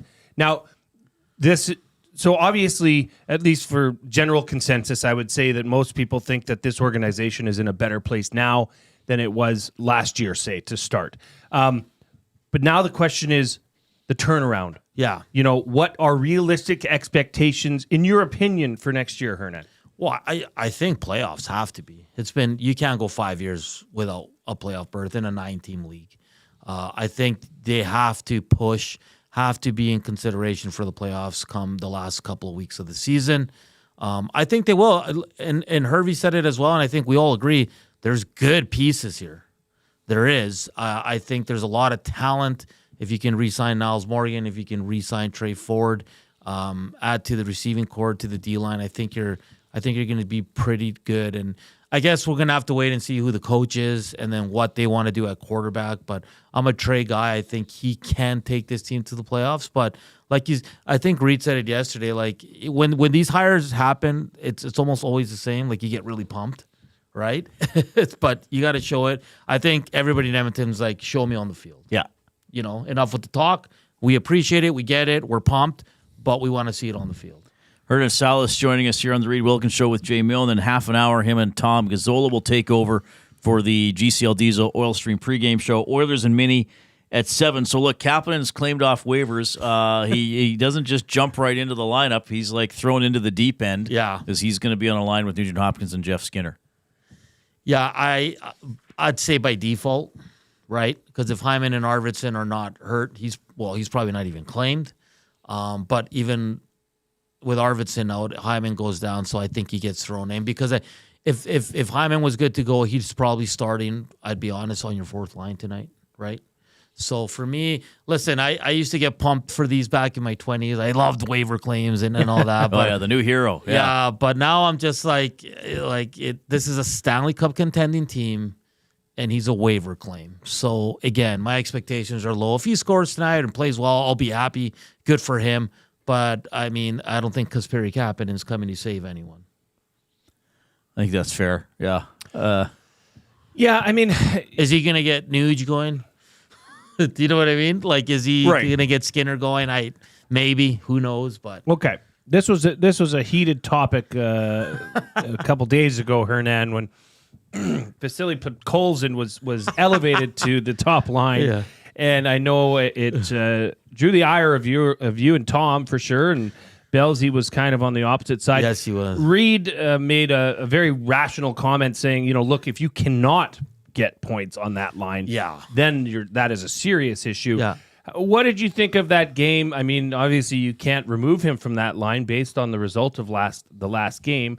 But realistically, like, is this something long term, do you think, or is this still a feeling out process? I think it's a feeling out process, Jay. I mean, if he gets on a heater and he finds the back of the net here in consecutive games, or he goes on a bit of a streak, sure. But for right now, again, I don't think it's by default, but I think he's getting a look because so many other guys are struggling. And especially now with Arvidsson and Hyman out, I think Podkolzin will remain in the top 6. But I don't think it's long-term. Reid made a good point. If he didn't get a point, it'd be disappointing, right? Like, you're playing with the best player in the world and a guy that's considered top 3, top 5 too many around the NHL. So, listen, he's doing good things. This is not, me and Tom are not like anti-Vasily Podkolzin.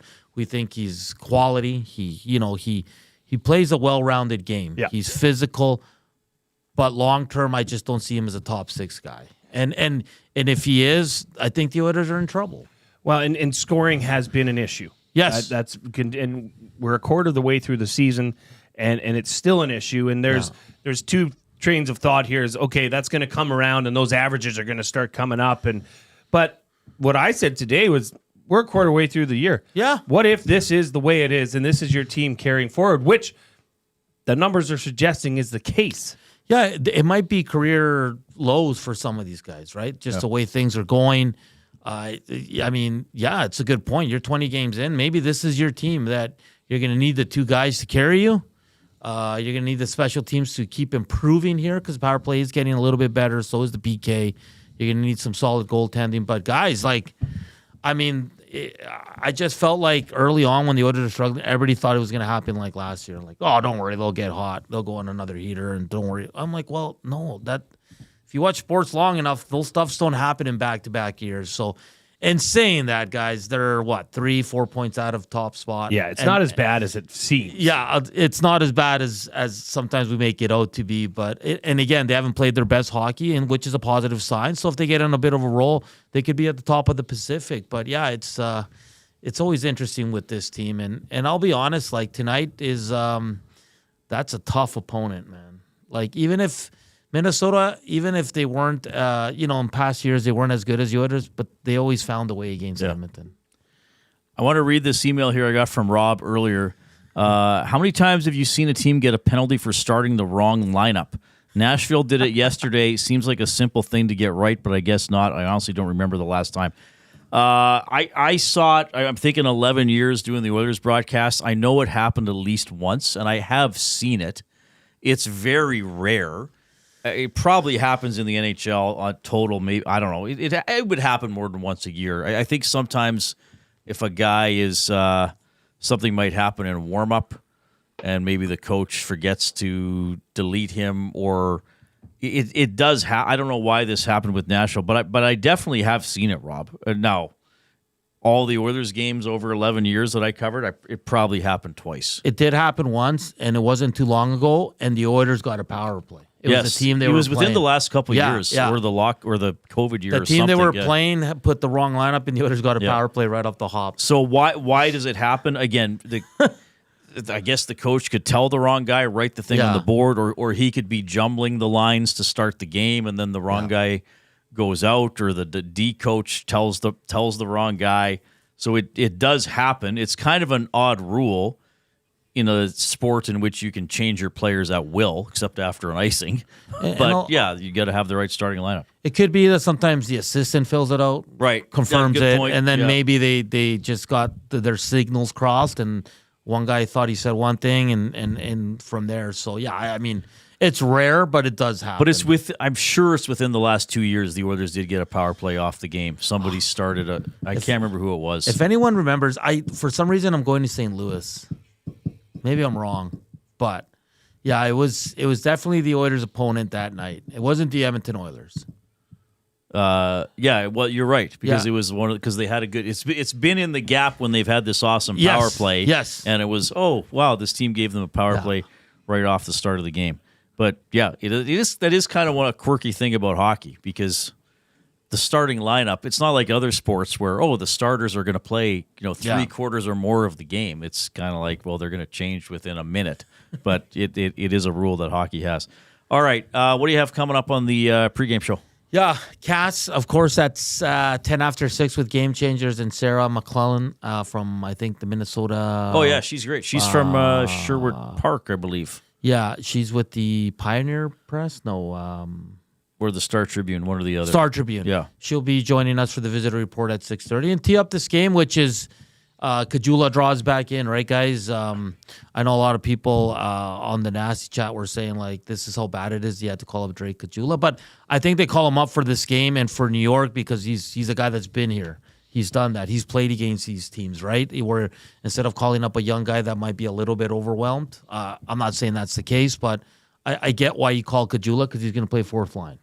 And if you have to cut it down, you don't mind sitting this guy, right? So it's going to be fun. I mean, sure, we're going to see Kapanen play.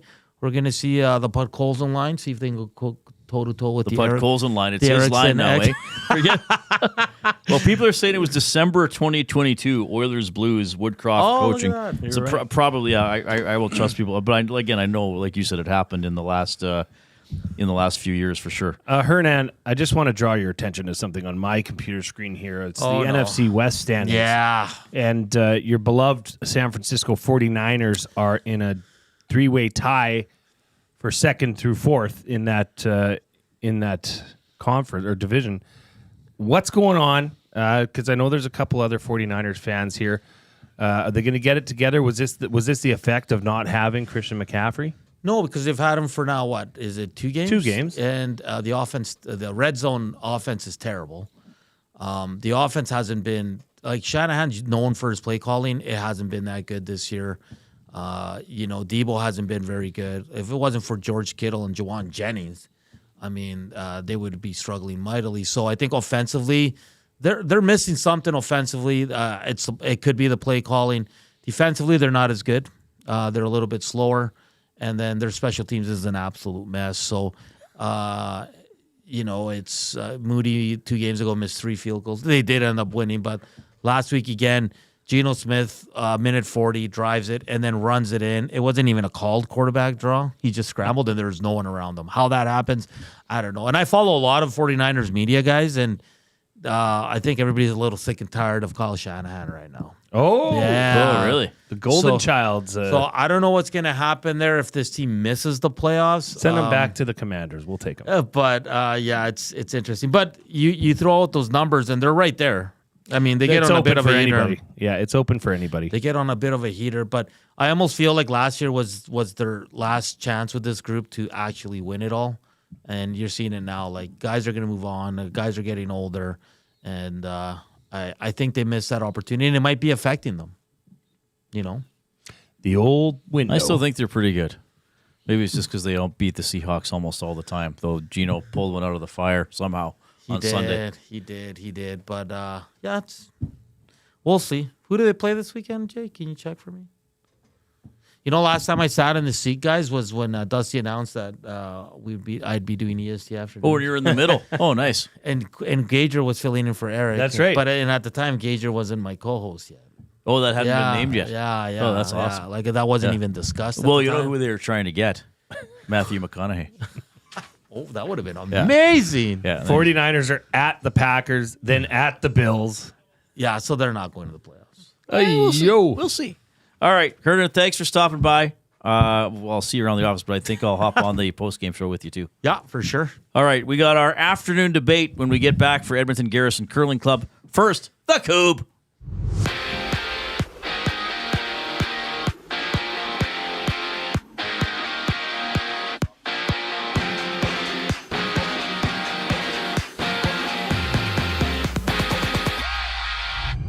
Zach Hyman and Viktor Arvidsson are out for the Oilers, while Kasperi Kapanen makes his Oilers debut, with Rick Cagguila also slotting back into the lineup, fresh off a call-up, having Josh Brown back to the Oilers as well as he hits the press box. And you can catch Tom Gazzola and Hernan Salas for the GCL Diesel Oil Stream pregame show at 6 o'clock, with the show live on location at Hudson's Canada's Pub on White Ave. Tune in only on EST.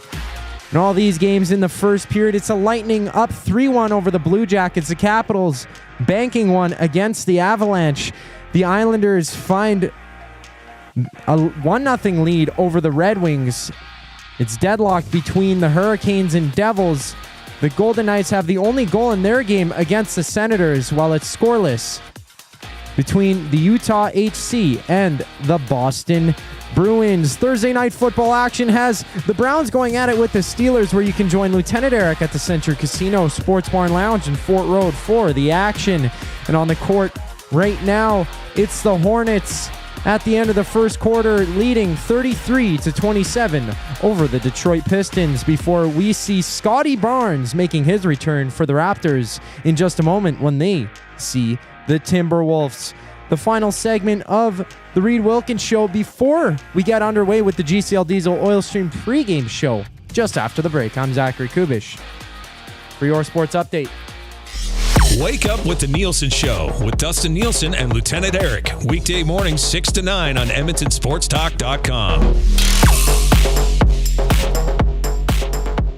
Looking for a winning strategy for your retirement? Contact me, Joaquin Gage at K4 Financial, where expertise meets dedication. I will always look for a careful approach to your retirement, ensuring your financial future is secure. From tailored strategies to clear, actionable advice, I'm here to guide you every step of the way. Don't leave your future to chance. Get in touch with me, Joaquin Gage, today at k4financial.ca or email joaquin.gage@k4financial.ca to start planning for a brighter future and a more secure retirement. At Mind 360, we invite you to embark on your mental health journey in a safe and comfortable space. Conveniently located in St. Albert, Mind 360 has a diverse team of experienced clinicians that offer a broad range of tailored services for children, adults, and families. Furthermore, we are very proud to serve our military, veterans, and first responders. If you're looking for counseling, treatment, or assessment, understand that you are not alone. Contact Mind 360 at mind360.ca to book an appointment today.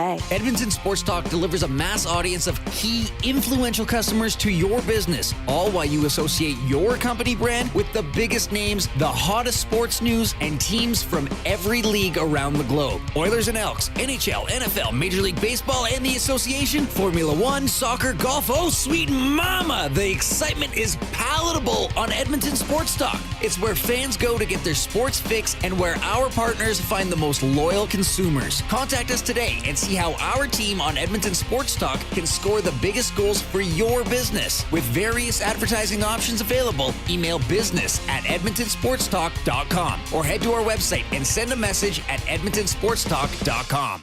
Thinking of you's working up my appetite. Looking forward to a little afternoon Debate. rubbing sticks and stones together, make the sparks ignite. And the thought of loving you is getting so exciting. Sky rockets in flight. Afternoon Debate.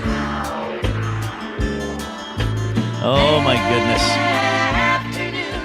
Oh, my goodness. Yes, by the way, thanks to all the nasties. We're up to 116 thumbs up on the YouTube stream. Let's get up. Let's get over that 120 Let's go to mark. 120 if you're a pleasure delayer. Quit delaying. We're going to have to start, we're going to have to say when we're doing this and commit to it, the 150. Afternoon debate presented by Edmonton Garrison Curling Club. If you and your team are looking for a fun and exciting way to build some chemistry, look no further than the Edmonton Garrison Memorial Curling Club, located on CFB Edmonton.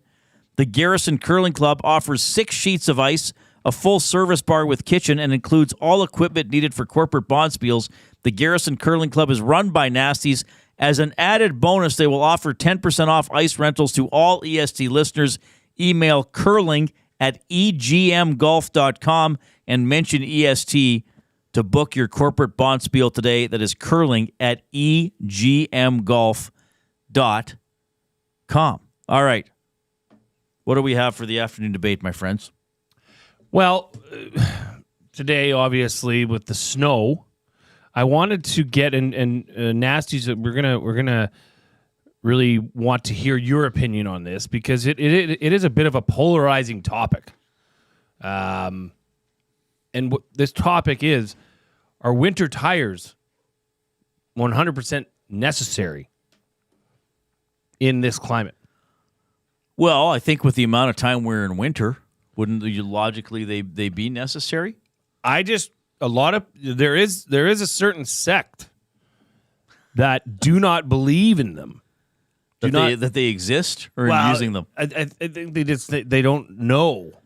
And they're like, they don't really do that much or make that much of a difference. You use winter tires, right? Yes. Are they on now? Yes, because I had my car serviced, when was it? Late October, so I just got them put on then. Yeah. I've been using winter tires for probably the last, probably since we had kids. Right. Because they do work, in my opinion.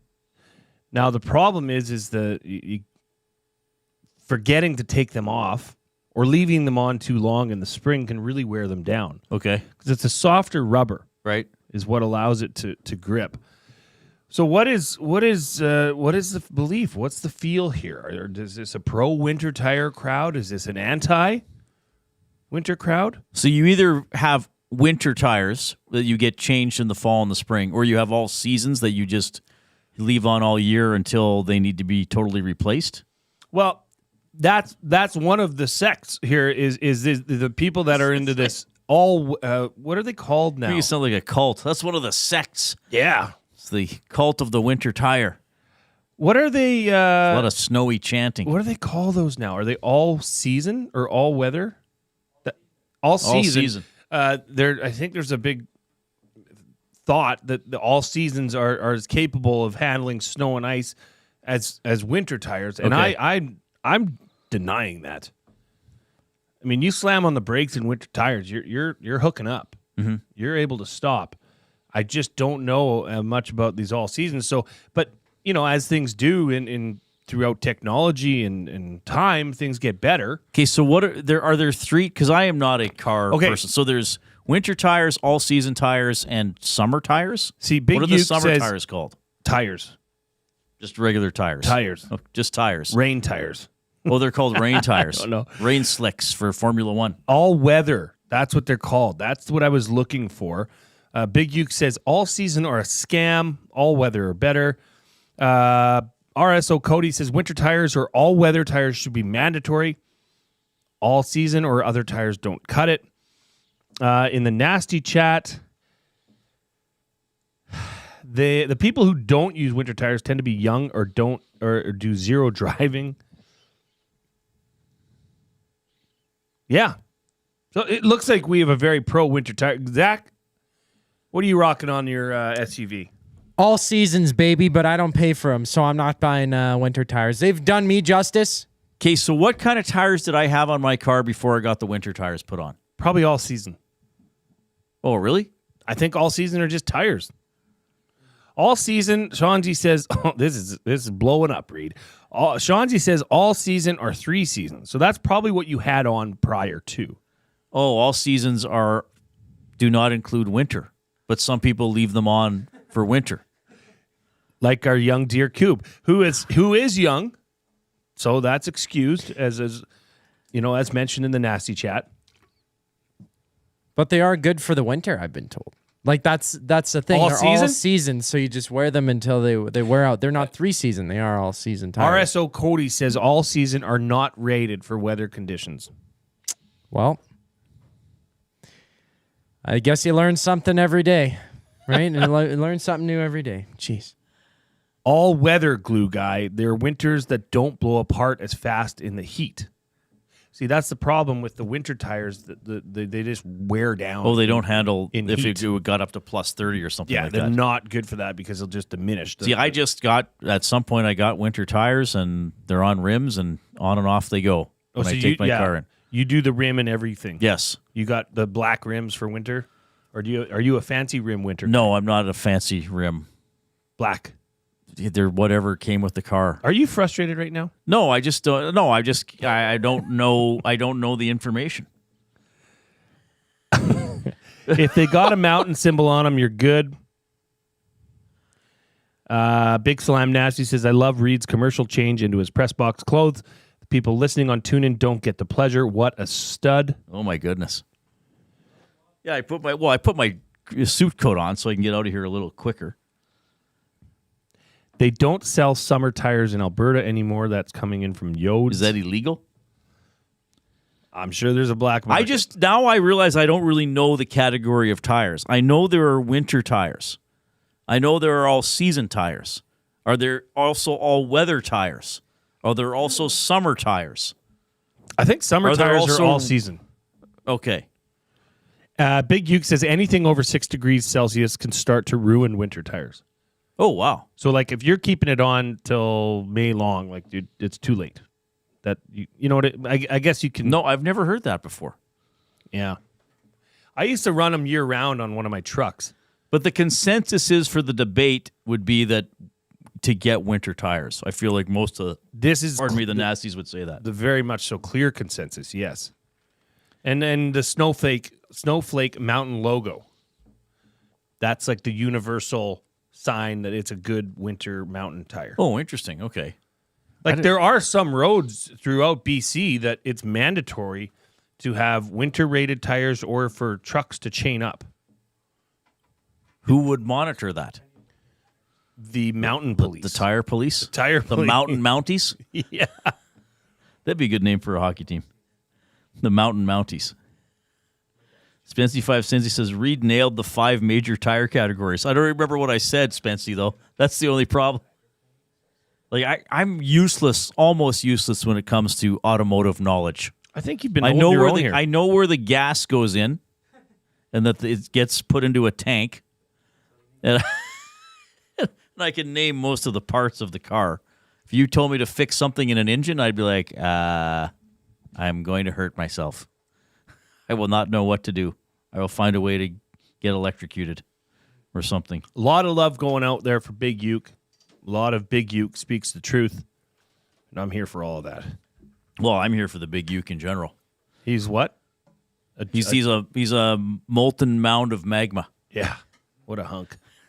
He is a hunk.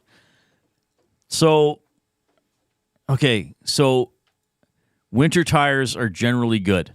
That's the resolution of the afternoon debate. So, me and you, good. Coob, controversial. It's funny, your name's Ice Coob. Not so good. Maybe we should start a GoFundMe for Coob to get winter tires. To get winter tires. No, my dad's just cheap. Well, jeez. You drive the car. Summer, all season, all weather, and winter. Those are the types of tires, apparently, that I said from Spency 5 Cincy. But in Alberta, we wouldn't have summer tires. We'd have all season. I believe that's yes. Okay. Coyote Steve says, in the 70s in Ontario, we had winter tires with studs. Got banned for road damage. All season was used for 20 years until insurance companies demanded winter tires. All right. Well, I learned a bit from this afternoon debate. It was more afternoon learning for me than debate. A little bit of book learning never hurt no one. Never hurt anybody read. Yeah. Goof Ups, you had one. You said height earlier instead of height. Okay. We got to go. I'm going to the rink. Have fun watching the Oilers and the Wild tonight. Hernan and Tom coming up at 6 o'clock with the Oil Stream pregame show. On behalf of Zachary Kubish and the glue guy, Jay Milne, I'm Reid. Thanks for tuning in. Get to know the winners, props, plays, parlays, and more with Nielsen and Hustler. Weekday mornings at 11 on The Lock Shop. Only on EdmontonSportsTalk.com.